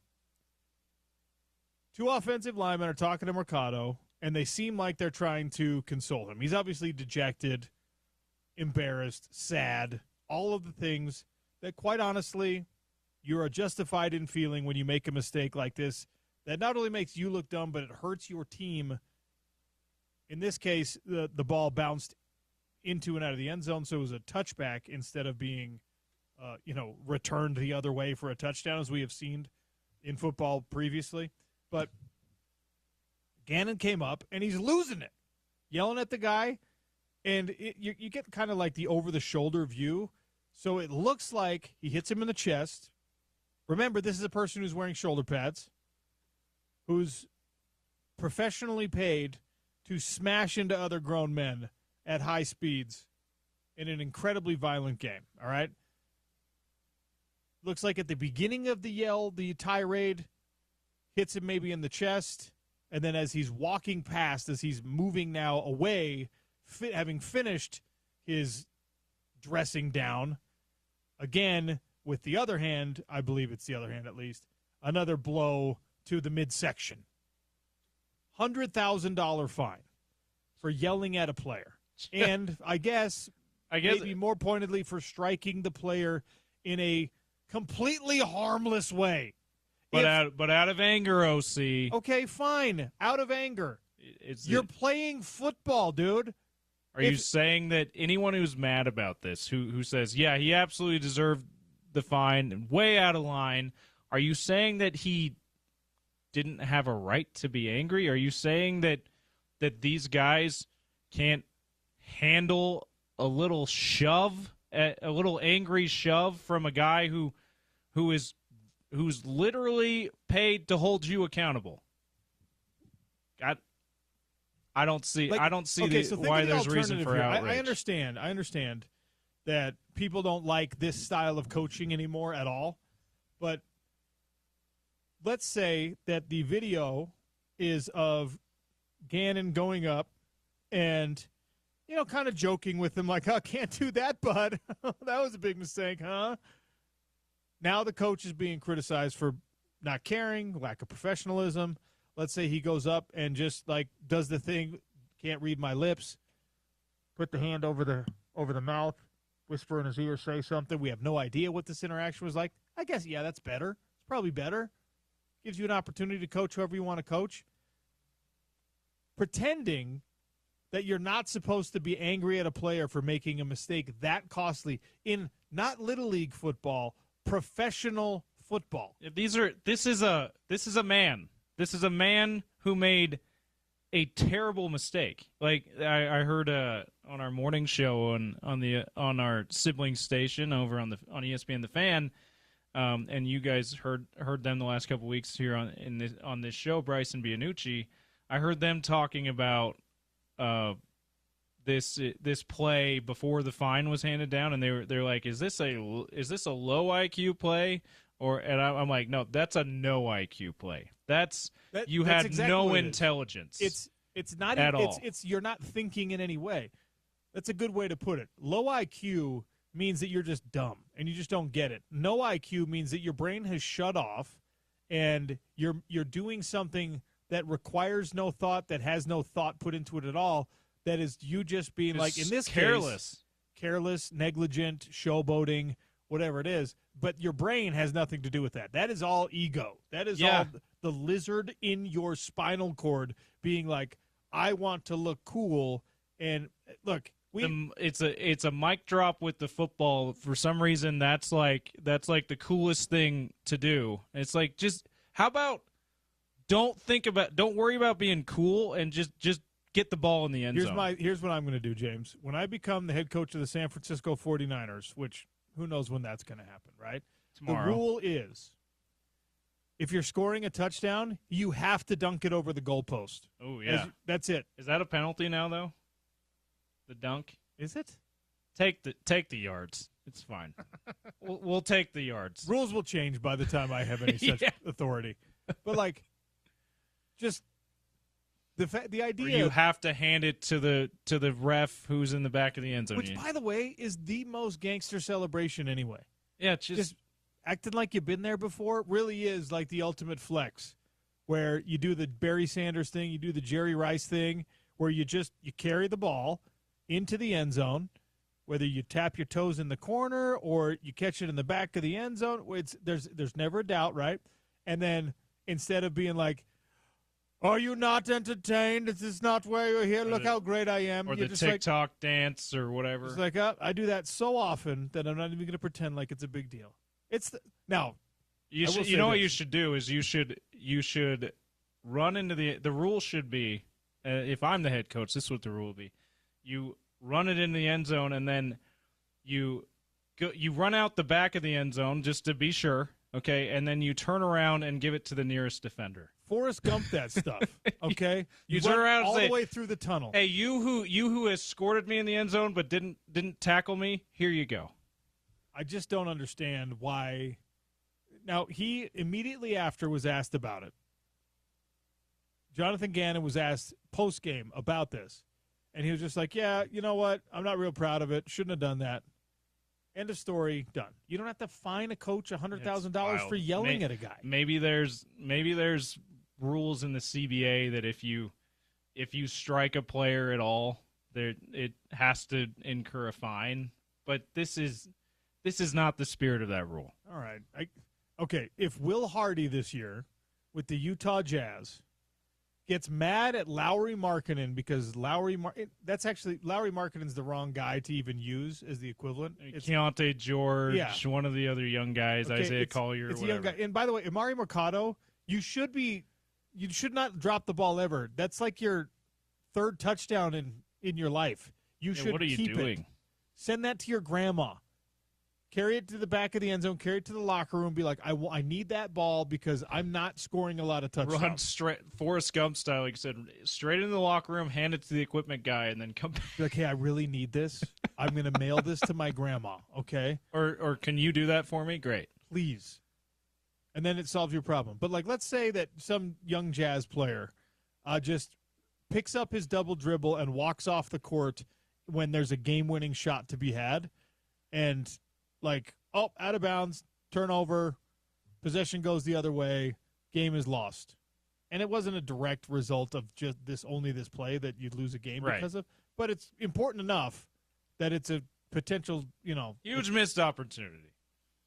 If a Utah Jazz player does the basketball equivalent of this, and Will Hardy takes a young player to the bench and screams in his face and throws the ball at him, I'm not mad. I'm not going to be like, oh, fine him $100,000. It's like, no, man. These are sports. This is not you working at the movie theater. This is not me coming in to do a radio show and James physically. Although that is how I do things, OC. That is your leadership style. Like allegedly. It's just like if Bear Tourney, right, sees Logan Cooley make some grievous mistake. Some terrible, terrible mistake that cost the team a goal, all right? And he skates back to the bench, and Bear smacks him on the helmet and yells at him. Are we going to be like, oh, my goodness, Please fine him. Don't let him touch the players. Don't let him do this. It's like, no, it's okay. He's a grown man whose job it is to engage in physical contests and to not make mistakes like that.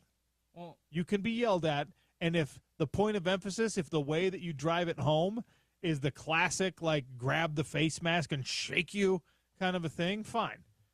Like, what are we doing?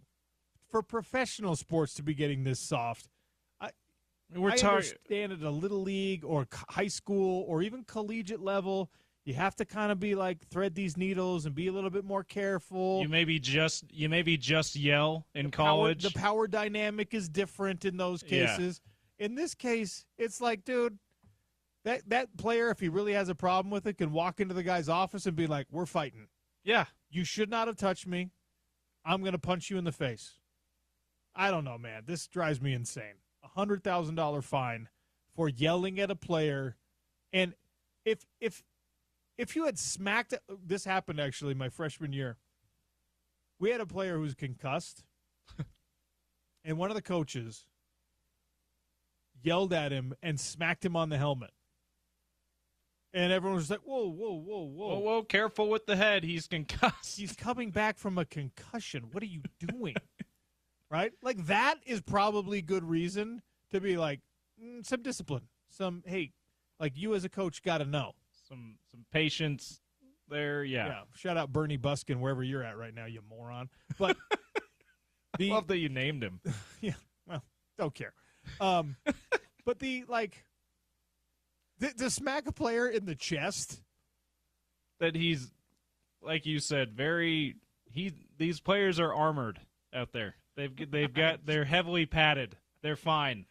I'm beating the dead horse now. I just don't understand why. And Mercado, you're in that situation. This is a PSA for anyone in any line of work. If you screw up in a way that's really costly to the company you work for, now certainly we're only defending that kind of thing in professional sports, right? Particularly in football, that kind of physical altercation. You don't do that in other lines of work, right? But like if you screw up in a equivalent way that Mercado did in your particular line of work, and you're mad that you're getting yelled at for it, like, that's a you problem. By the way, it didn't even seem like Mercado had a problem with it. No, I don't think he did. It's the organization probably were like, this is a terrible look, and maybe, like I said, there's rules about striking players even like that they are like, we have to fine you. It's the management of the organization saying we have to fine you. I doubt Mercado, because Mercado, he's got to know the deal. He's got to know, when I screw up like this, he's played football his whole life. When I screw up like this, it's not going to be a good conversation. It's not going to be a good interaction with my coaches. All right, fire up your phones. There's a new tip line where you can rat out teams you don't like. I'll tell you what I mean next on the Sean O'Connell Show. It's Utah's #1 sports talk, ESPN 700 and 92 on FM.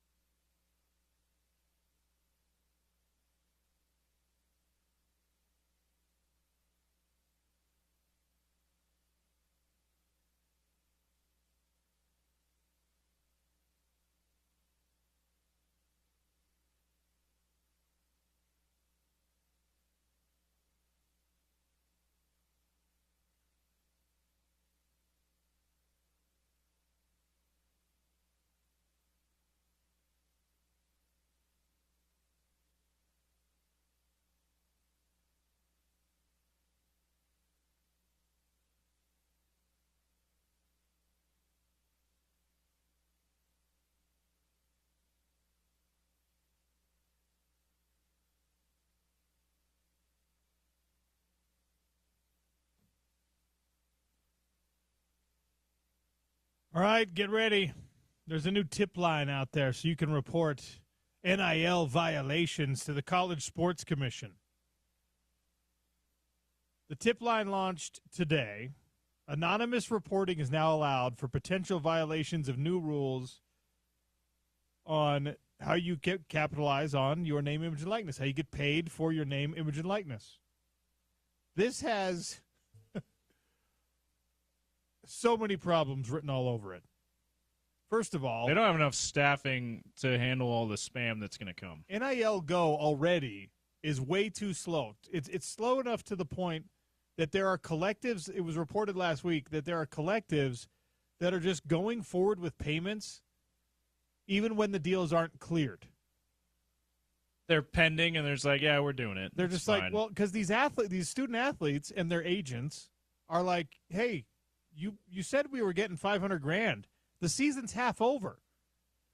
And if you're a collective, if you're a company, if you're whatever, you're watching this relationship go sour because the administrative body, the College Sports Commission, and the app are taking too long. So now this player is not showing up for their interviews. They're not showing up for their commercial shoots. They're not feeling good about the relationship they have with the school, with the collective, whatever. So people are saying, you know what, never mind. I'm not waiting on this. I will ask forgiveness rather than permission, and we're going to go ahead and pay you. That started last week. Now, this week, the College Sports Commission has launched a new tip line so that anyone with a phone, with WhatsApp, with a computer, with an internet connection can say, hey, I don't think that this deal that's being done at Alabama, at BYU, at Memphis, at Colorado, at Ohio State, I don't think it's legal. Why do you mention BYU in that group? OC? Because I know that a lot of people listening, there's people listening to this show right now, they're just like, wait, you're telling me I can do that? I can go and say that Bear Bachmeier's getting half of this is just going to be jokes. Seriously. Right? People are going to make spam. They're going to make a I mean, BYU is the best example of it, right?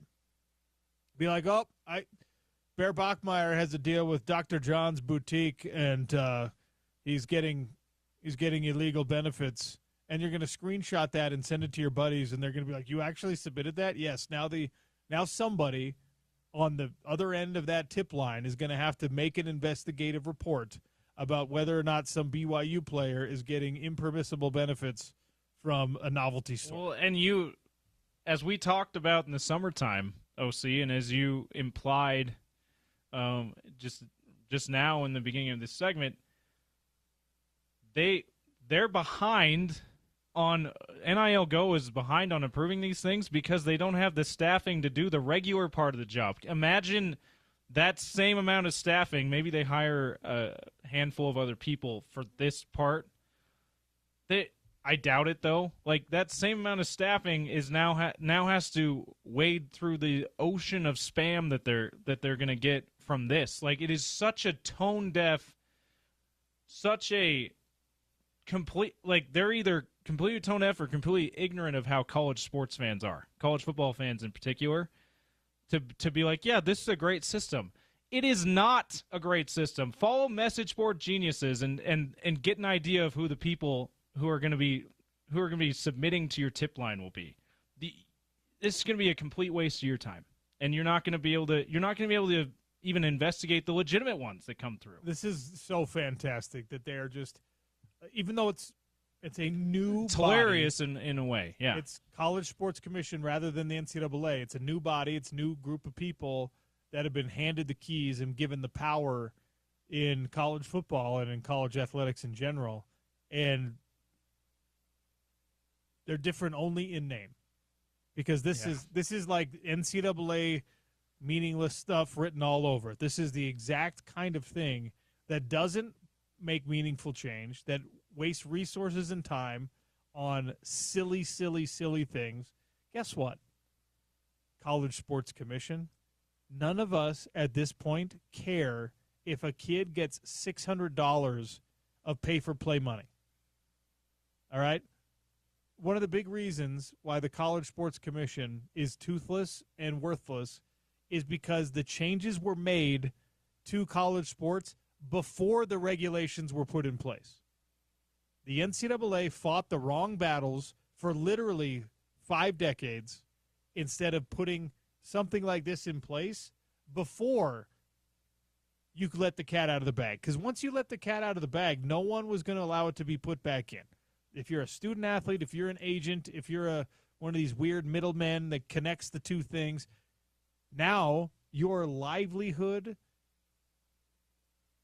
your finances, your future are connected to a system that, according to every source, that the Associated Press, that Sports Illustrated, that ESPN, every person at an actual university that has been asked about, like, hey, how is NIL going? Is the College Sports Commission communicating with you? Every single one of them is just like, yeah, it's not really going as fast as we thought it was going to go. It's actually been kind of a pain. Our student athletes can't get paid fast enough. They can't submit their information fast enough. They can't get it reviewed fast enough. It's actually not really super working. Okay, here's what we're going to do. Instead of addressing those concerns and making sure we speed up the timelines, what we're going to do is we're going to put a tip line in place. Oh, what kind of a tip line is that going to be? It's going to be a tip line where anybody who wants to, not just administrators, not just businesses, not just players, not just the people who actually have a stake and are involved in these kind of things, all of the human beings with access to technology in the United States and beyond now can just submit a tip that we have to look into. Oh, wow, you must have unlimited time and resources to take care of that kind of stuff. No, actually, already we're currently strapped and overworked and understaffed. Oh, okay, good. One of the most frustrating things that happens in life, and you've seen it at work, you've probably seen it at home, you've seen it with, raising your kids. One of the most frustrating things is when the same errors are made over and over and over and over and over again. And that common sense just cannot prevail. That's where we're at with this, at least. College Sports Commission, the CSC, NIL Go, and now a new feature, the tip line, where you or me or your cousin Earl can submit a red flag on any NIL deal that you think should not be cleared. What are we doing?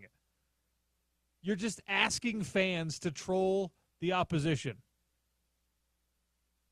The message board comment section trolls now have a direct line to actual NCAA level, national level, College Sports Commission level sort of enforcement regulators.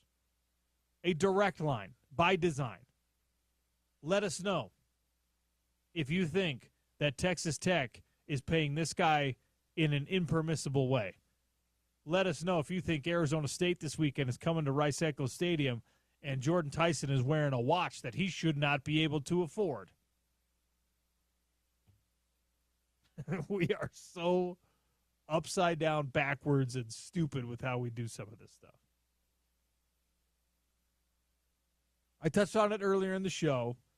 This, I think, on the flip side of the what are we doing in college football, this, I think, is good. This, I think, is something that the coaches have asked for, and with relative quickness and some nimble kind of conversation, the NCAA officially adopted, as of yesterday, January 2nd through the 16th as the transfer portal window for the FBS and FCS in 2026. There were very few dissenting voices here that did not want the transfer portals to become a single transfer portal.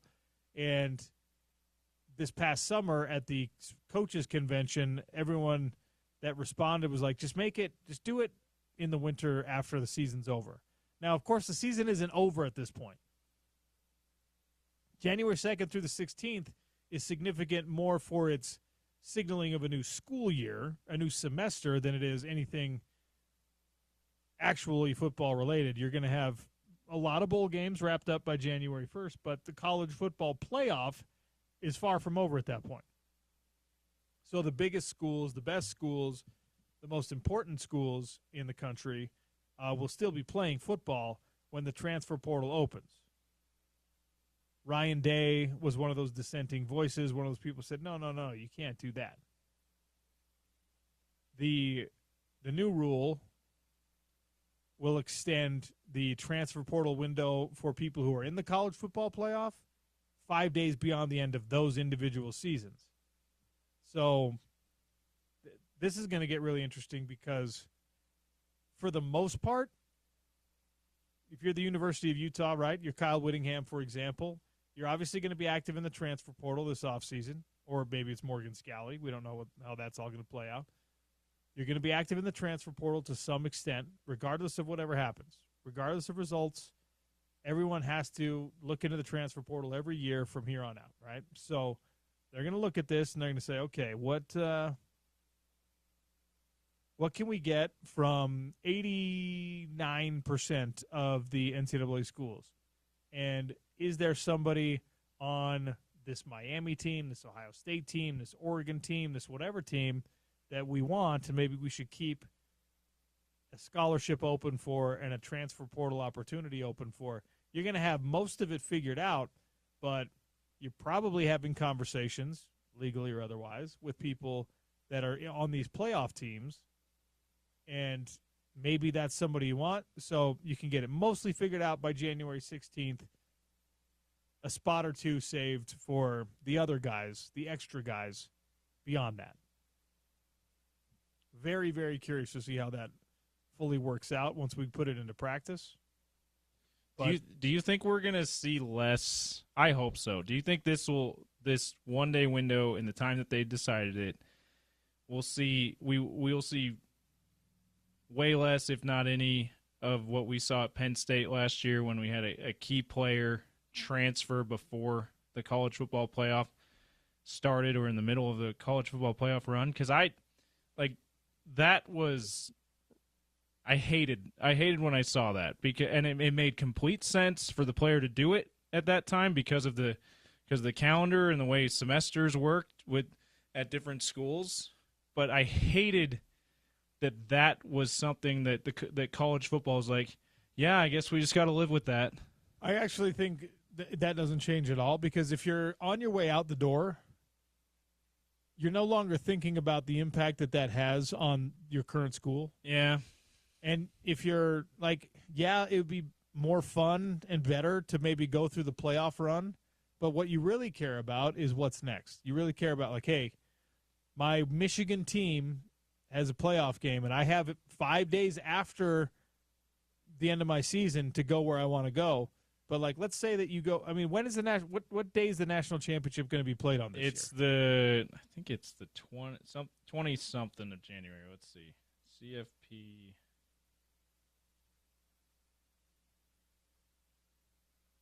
It's after that. Oh, it's the 19th. So it's 3 days after the window closes. Oh, I thought it was – okay. I thought it was much later. All right. So, Maybe. yeah, you're good. Yeah. So it's 3 days after. And listen, I just think that college football, if we're in this era of where they're basically pros, right?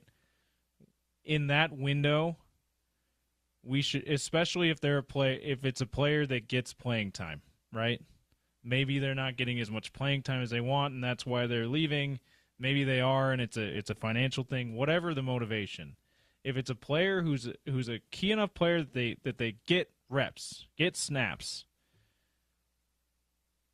they should be treated. The schools, the programs, and the players should treat themselves like they're about to become a free agent. What do we do in pro sports with those guys? We don't say, yeah, we don't need you anyway. No, they use that guy until his contract is up, and then he leaves, and it's like that's either there's either lots of uproar from the fan base, how'd you let that guy leave? Or there's like, yeah, well, he was going anyway, and we won a lot with him, so we appreciate him sticking around and doing that. Like that's where I would like it to get the to. The timing with on this, I think I retract what I said earlier. The timing on this, with the window opening basically when everyone's season is done. There's only going to be a couple teams still involved. I think it's CFP semifinals is what it is. So four there's teams 4 left. Yeah. right? Or maybe And quarterfinals. By the or way, 8 teams. for those 4 teams, those 8 teams, you're already ahead of the curve. You're already ahead of the game. So if it has to be a little bit more difficult for you to manage the transfer portal, so be it. Fine. The crux of getting players onto their new campus before spring ball starts, I know the academic calendar should matter, but it doesn't.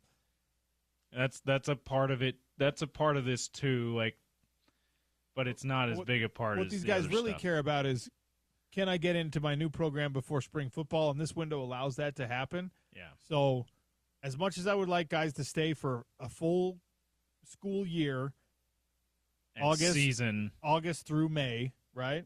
Yeah. Go through the whole season, go through spring the whole football, school year. You're right. Yeah. go through the whole school May. year and be like, okay, you spent a year at the school you showed up for. Now do you want to leave? Okay, You got a year. You got a year's worth of education. You got 2 full semesters. This is, in my mind, this is what the coaches wanted, which makes it the best thing for the fan. I think that, for the individual player, the individual person, a year at school probably could have been better. But in any case, you now get a fresh start at a new school. And more importantly, the confusion of that December window where early signing day, a transfer portal window, bowl game preparations, college football playoff preparations are all happening at the same time. Yeah. That mess is at least partially cleaned up by this, which is good. Maybe, you know what, we talked about it before with Shahan Jayaraja, but we'll just, now that it's official, we'll get his final thoughts on it. He's joining us next on the Sean O'Connell Show. It's Utah's #1 sports talk, ESPN 700 and 92.1 FM.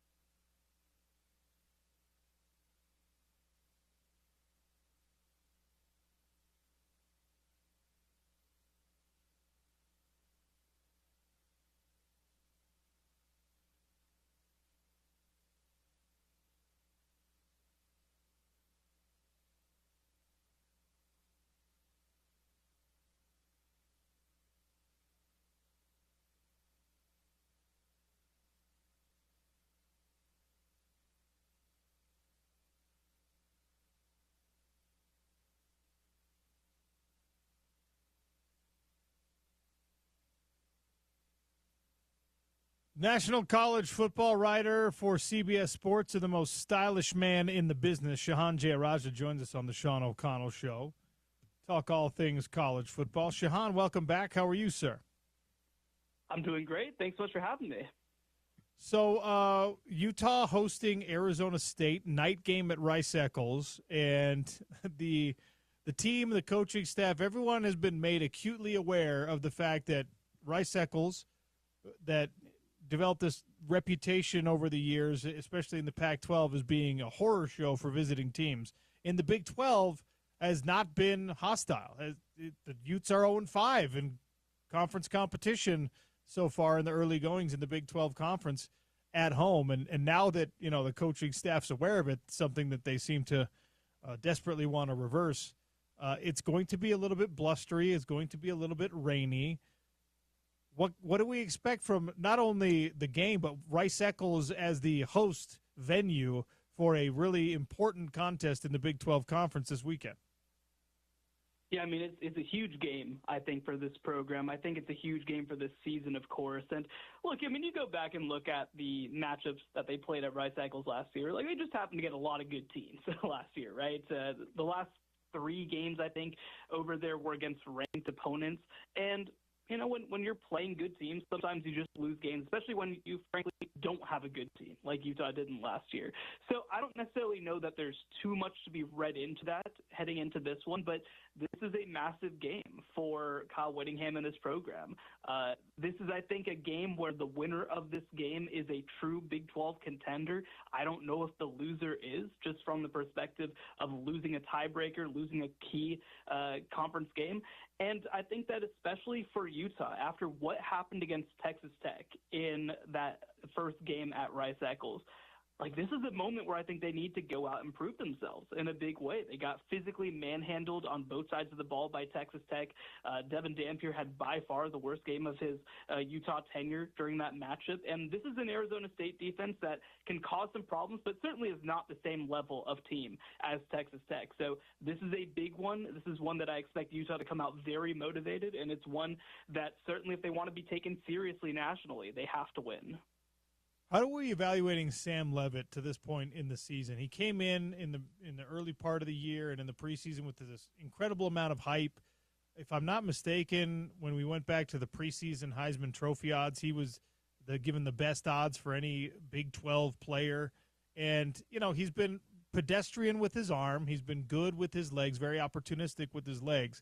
But I don't think we can say he's been the best quarterback in the conference. I don't think he's been a top 4 quarterback in the conference. That's not to say he doesn't have tremendous upside and couldn't turn it on at any point, but how are you evaluating Sam Leavitt to this point in the season? Yeah, I think he's been very lackluster, to be frank. I think that he has been underwhelming. Now, something that I will throw out is that when you look at his receiving core outside of Jordan Tyson, I think his wide receivers have not done him very many favors. And in fact, you look at their receiving charts, Jordan Tyson, of course, leads the way. He's an All-American caliber receiver. After that, it's a tight end and a running back. They just have not had receivers step up to the moment. And I think that that's been an issue with Sam Leavitt, of course, not having very many safety blankets, and you see him staring down Jordan Tyson a lot.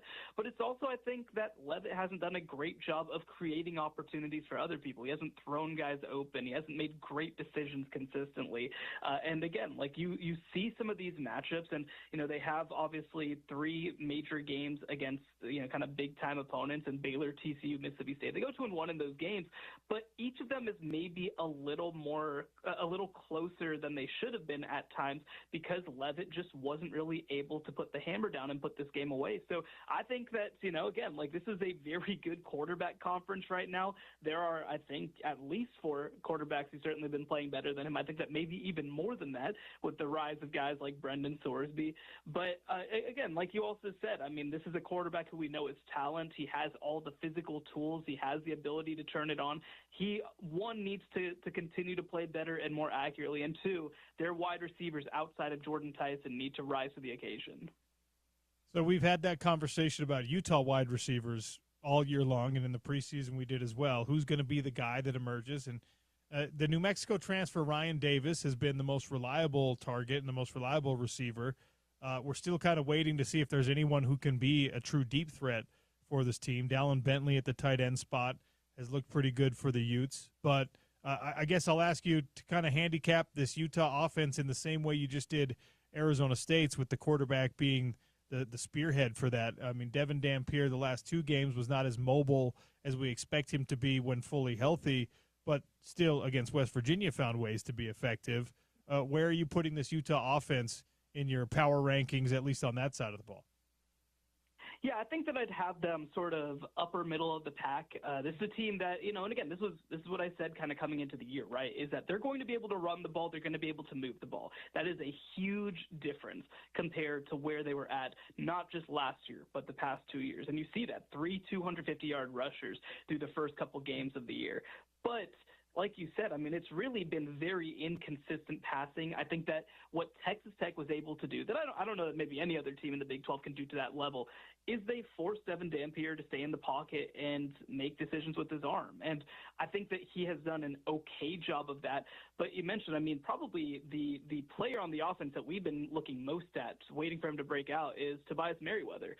He's a player who came over and was kind of supposed to add a little bit of that deep threat from Notre Dame. And he just hasn't been really any sort of factor to this point. And so, look, I think that if this is almost exclusively a run-based offense with some passing stuff off of it, that's enough to be a really good team, to be in that 8-9 win conversation. I think to be a Big 12 contender, they have to be dynamic passing the ball, and they just have not showed it to that point. So, again, like you said, I think that they've had 1 or 2 guys step up more in the short to intermediate game. Their season, I think, in a lot of ways hinges on whether they can create something in the deep passing game.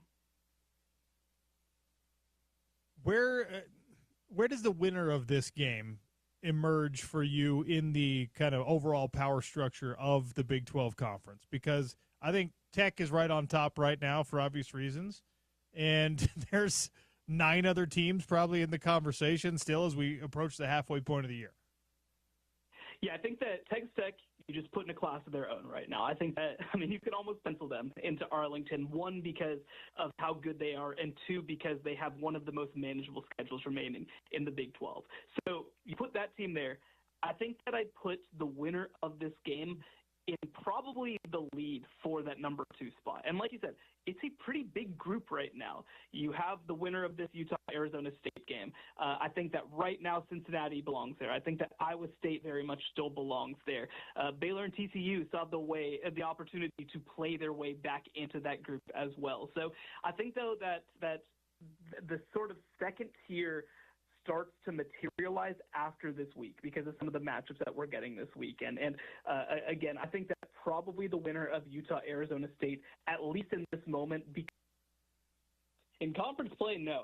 I'm very interested by that BYU game on November 8th in Lubbock. I'm planning to be in attendance. I think that's kind of the game in Lubbock. I'm planning to be in attendance. I think that's kind of the game of the year. They also play on the road against Arizona State, but I think that that's a pretty good matchup for what Texas Tech brings to the table. I think that they're going to handle that situation well, but BYU's kind of that team that maybe can give them some issues defensively, right? Like, I think that they obviously have the ability to stretch the field. Chase Roberts really dynamic, and then Isaiah Glasser at linebacker just is somebody who I think is going to cause them problems. But for the most part, again, I think that they are a team right now that, with what they have in the trenches, is almost untouchable by anybody else in this conference right now. I still think that Utah not only has the best offensive line in the Big 12, I still think that they're one of the best groups nationally. And we saw what this Texas Tech defensive front did to that team. They caused them a lot of issues in that game. So, no, I think that again, you can basically pencil them into Arlington. I think you can basically pencil them, win or lose Big 12 title game, into the college football playoff.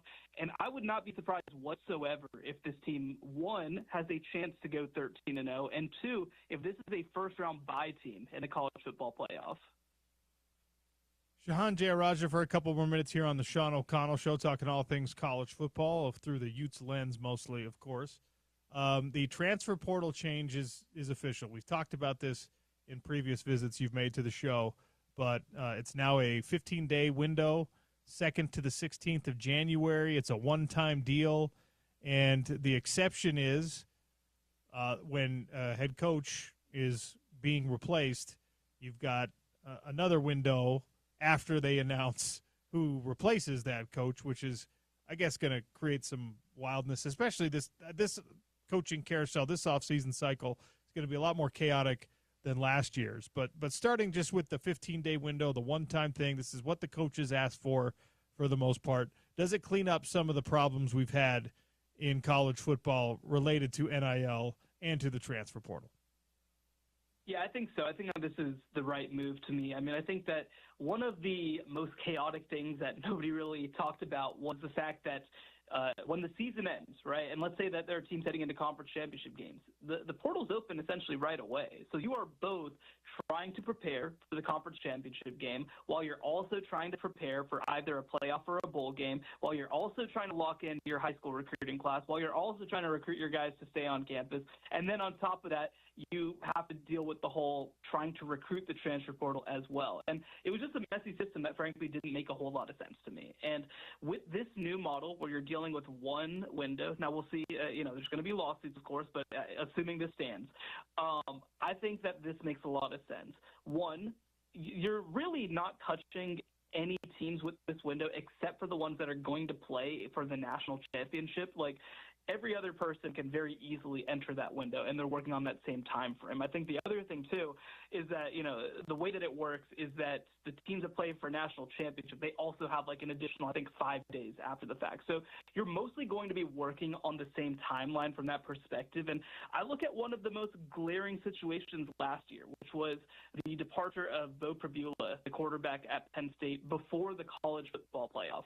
He was basically told, like, look, you just have to enter it now, because if you wait until Penn State's eliminated, which was, I believe, on January 10th, like, you're just going to be too far behind the curve to be able to find a home. Well, I think that it creates a situation that's a little more palatable where, yeah, maybe a Bo Prabula leaves or at least enters the portal, let's say, on January 8th or whatever, but he doesn't necessarily have to leave his team. He can start his recruitment process at the same time as everybody else, stay with the team, and then ultimately make a decision on a timeline that makes sense. So it's a situation that makes a lot of sense to me. I think that, the trouble that's always going to be there is the sort of drop ad deadlines for literal enrolling in college. So I think that with all those dynamics in play, this is something that makes sense. Because you just mentioned Penn State, is good the enemy of great to the extent that James Franklin and Penn State are going to have some tough conversations and maybe they have to go a different direction with their head coach? Yeah, it's interesting. I will say this. Penn State will not fire James Franklin. They cannot afford to fire James Franklin. But I do think there are going to be some very legitimate conversations after the season for this reason. I mean, they invested a lot monetarily into this season to retain Drew Aller, Nick Singleton, Katron Allen, to add guys like Trevor Pena through the portal. They put a lot on this team. And in a way, by the way, that's similar to 2024 Ohio State and 2023 Michigan. And unlike those two teams, this team has already kind of fallen to the wayside. And I don't know that they have a path to the college football playoff. I think that's probably over with after losing to UCLA, with Indiana and Ohio State still left on the schedule. So this is a tough situation for them. I think that, James Franklin has never been shy about the fact that he wants to be the first black coach to win a national championship, and they got pretty dang close last year, up with 5 minutes left in the fourth quarter in the national semifinals. But to have a situation like this and a flop like this, I think that it makes people around State College really think we've reached our ceiling with this guy, and maybe for James Franklin to think maybe this is the most that I can do and accomplish here. So there's going to be a lot of good openings this year. I think that that's going to be a potentially really attractive situation for Franklin to decide it's time to move on. And these conversations are going to happen because the reality is it's one thing to struggle against the best of the best, but when you kind of waste a roster like this against a team like UCLA and become the first top 10 team to lose to an 0-4 and worse team since 1985, I mean, again, these questions become a lot more fair.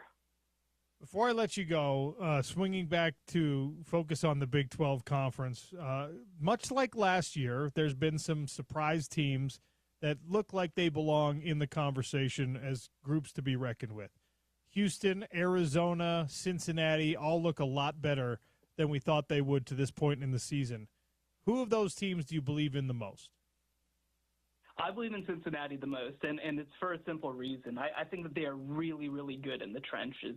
You know, Joe Cotton, their left tackle, was named Outland Player of the Week this past week for his performance against Iowa State. And again, you look at that game and you look at that team. I mean, they bullied Iowa State for a lot of that game. Now, Iowa State also came back at the end, but, like, I think Iowa State's also a very quality team. So it's the combination of strength in the trenches, the way they're running the football, the development of Brendan Sorsby on the offensive line, and this is a team that I think has maybe been a little better than their record the past 2 years. And frankly, that was my big question about them coming into the year. I said if this was a team that was coached by a coaching staff that I had a lot of faith in, like if Kyle Whittingham's the coach of this team, they have a pathway to top 5 in the Big 12 Conference. I didn't have a lot of faith in Scott Satterfield and his staff. Well, they've done a really good job with this team. Some of that close luck game has finally started to turn after losing 9 of 10 one-score games in a row, which is a crazy stat. And I think that that's going to give them a chance down the stretch. And the other piece of this, too, is that, you know, they were arguably the better team in that Nebraska game that they ultimately lose by 3 points in front of basically a Nebraska home crowd. So this is a team that I think has showed up every single week, and that's going to give them a chance heading down the stretch to be one of those teams contending for number 2 in the Big 12. Jahan, always love catching up with you. Thanks for your time today. Thank you so much for having me. Jahan Jayaraja, CBS Sports College Football Insider. All right, we got some young blood tickets to give away coming to the UCCU Center on May 13th, 2026. Trivia question to give those away next at 877-353-0700. Also, reminder to all of you, next Friday, we're going to be at Epic Brewing broadcasting from 11 to 2, so swing by, grab some Epic beers before the Utah Mammoth game. That'll be their second home game of the season. Again, that's next Friday, October 17th. Sean O'Connell Show, wrap it up next on Utah's number one sports talk, ESPN 700, 92.1 FM.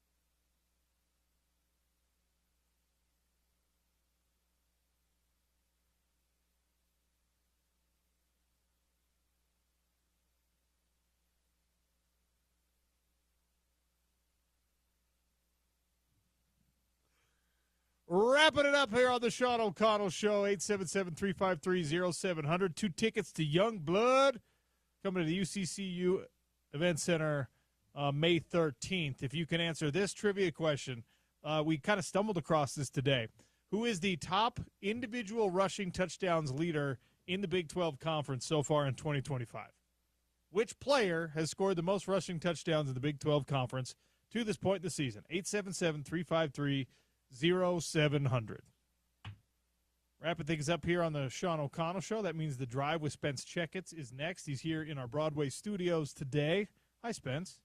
Think we should bring that story we were just talking about off air on air, or do you think it's probably safe to leave it, probably smart to leave it off air for today? Well, if this were Sirius XM, if this were satellite radio, I would demand that you bring it to the airwaves. But because we're terrestrial and this is a family show, no.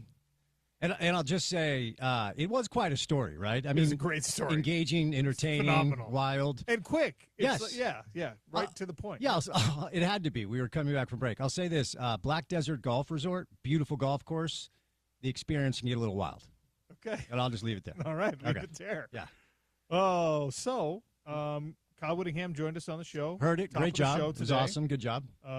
We always wish we could have more time with Coach Witt, but very, very grateful that he gave us 10 or 12 minutes in game week. This, you and I have talked about this already this week, feels like a massively, massively important game. Yep. And, as you dive into the more granular stuff, like right now Arizona State's got the most productive running back in the conference and the most productive wide receiver in the conference, and a quarterback who I think is performing below expectation, which is really interesting. So there's not even really a question here. It's just if that's where we net out heading into Rice-Eccles on Saturday night, it feels manageable for the Utes. Well, and Levitt last year was second in the conference in QBR. He's 11th this year. And the Jordan Tyson kid is an incredible talent, but there's not like another viable option as far as I think the second leading wide receiver as far as catches go. I think he has 5. Tyson has like 39. And the tight end I think has 17. And they throw to the running back quite a bit. But as far as wide receivers go, I think the second leader behind Tyson has 5 catches, something like that. They're getting a guy back this week, if I'm not mistaken, who was kind of supposed to be their second best guy, but his name escapes me right now. But you're right. I mean, it's been Jordan Tyson, massive drop off. Everyone else, Raleek Brown carrying it for 6 yards a touch, massive drop off. Everyone else.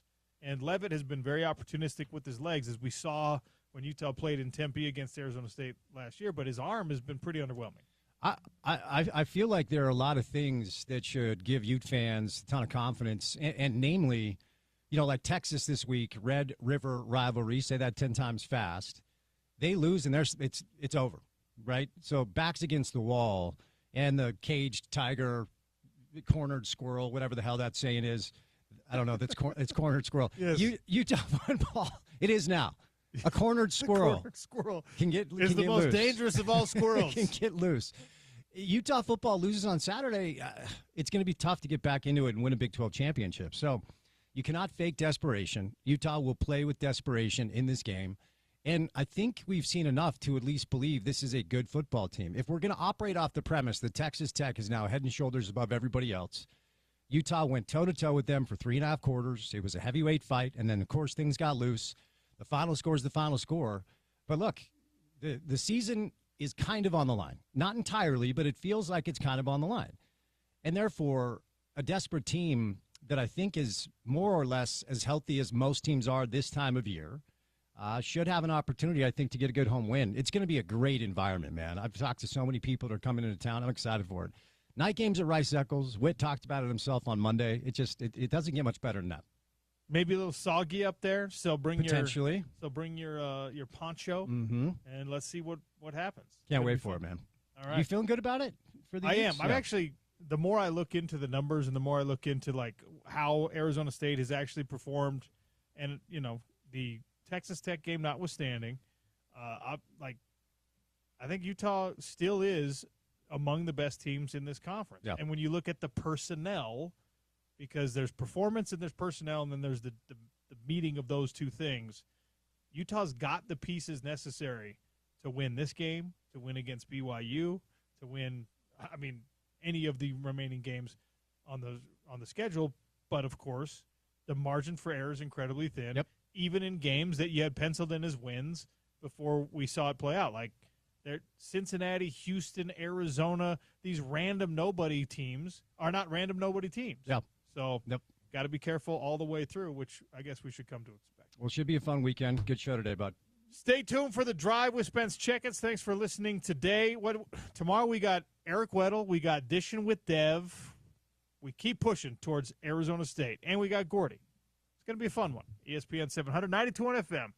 Sean O'Connell Show's done on ESPN 700 and 92 on FM. Utah's #1 sports talk.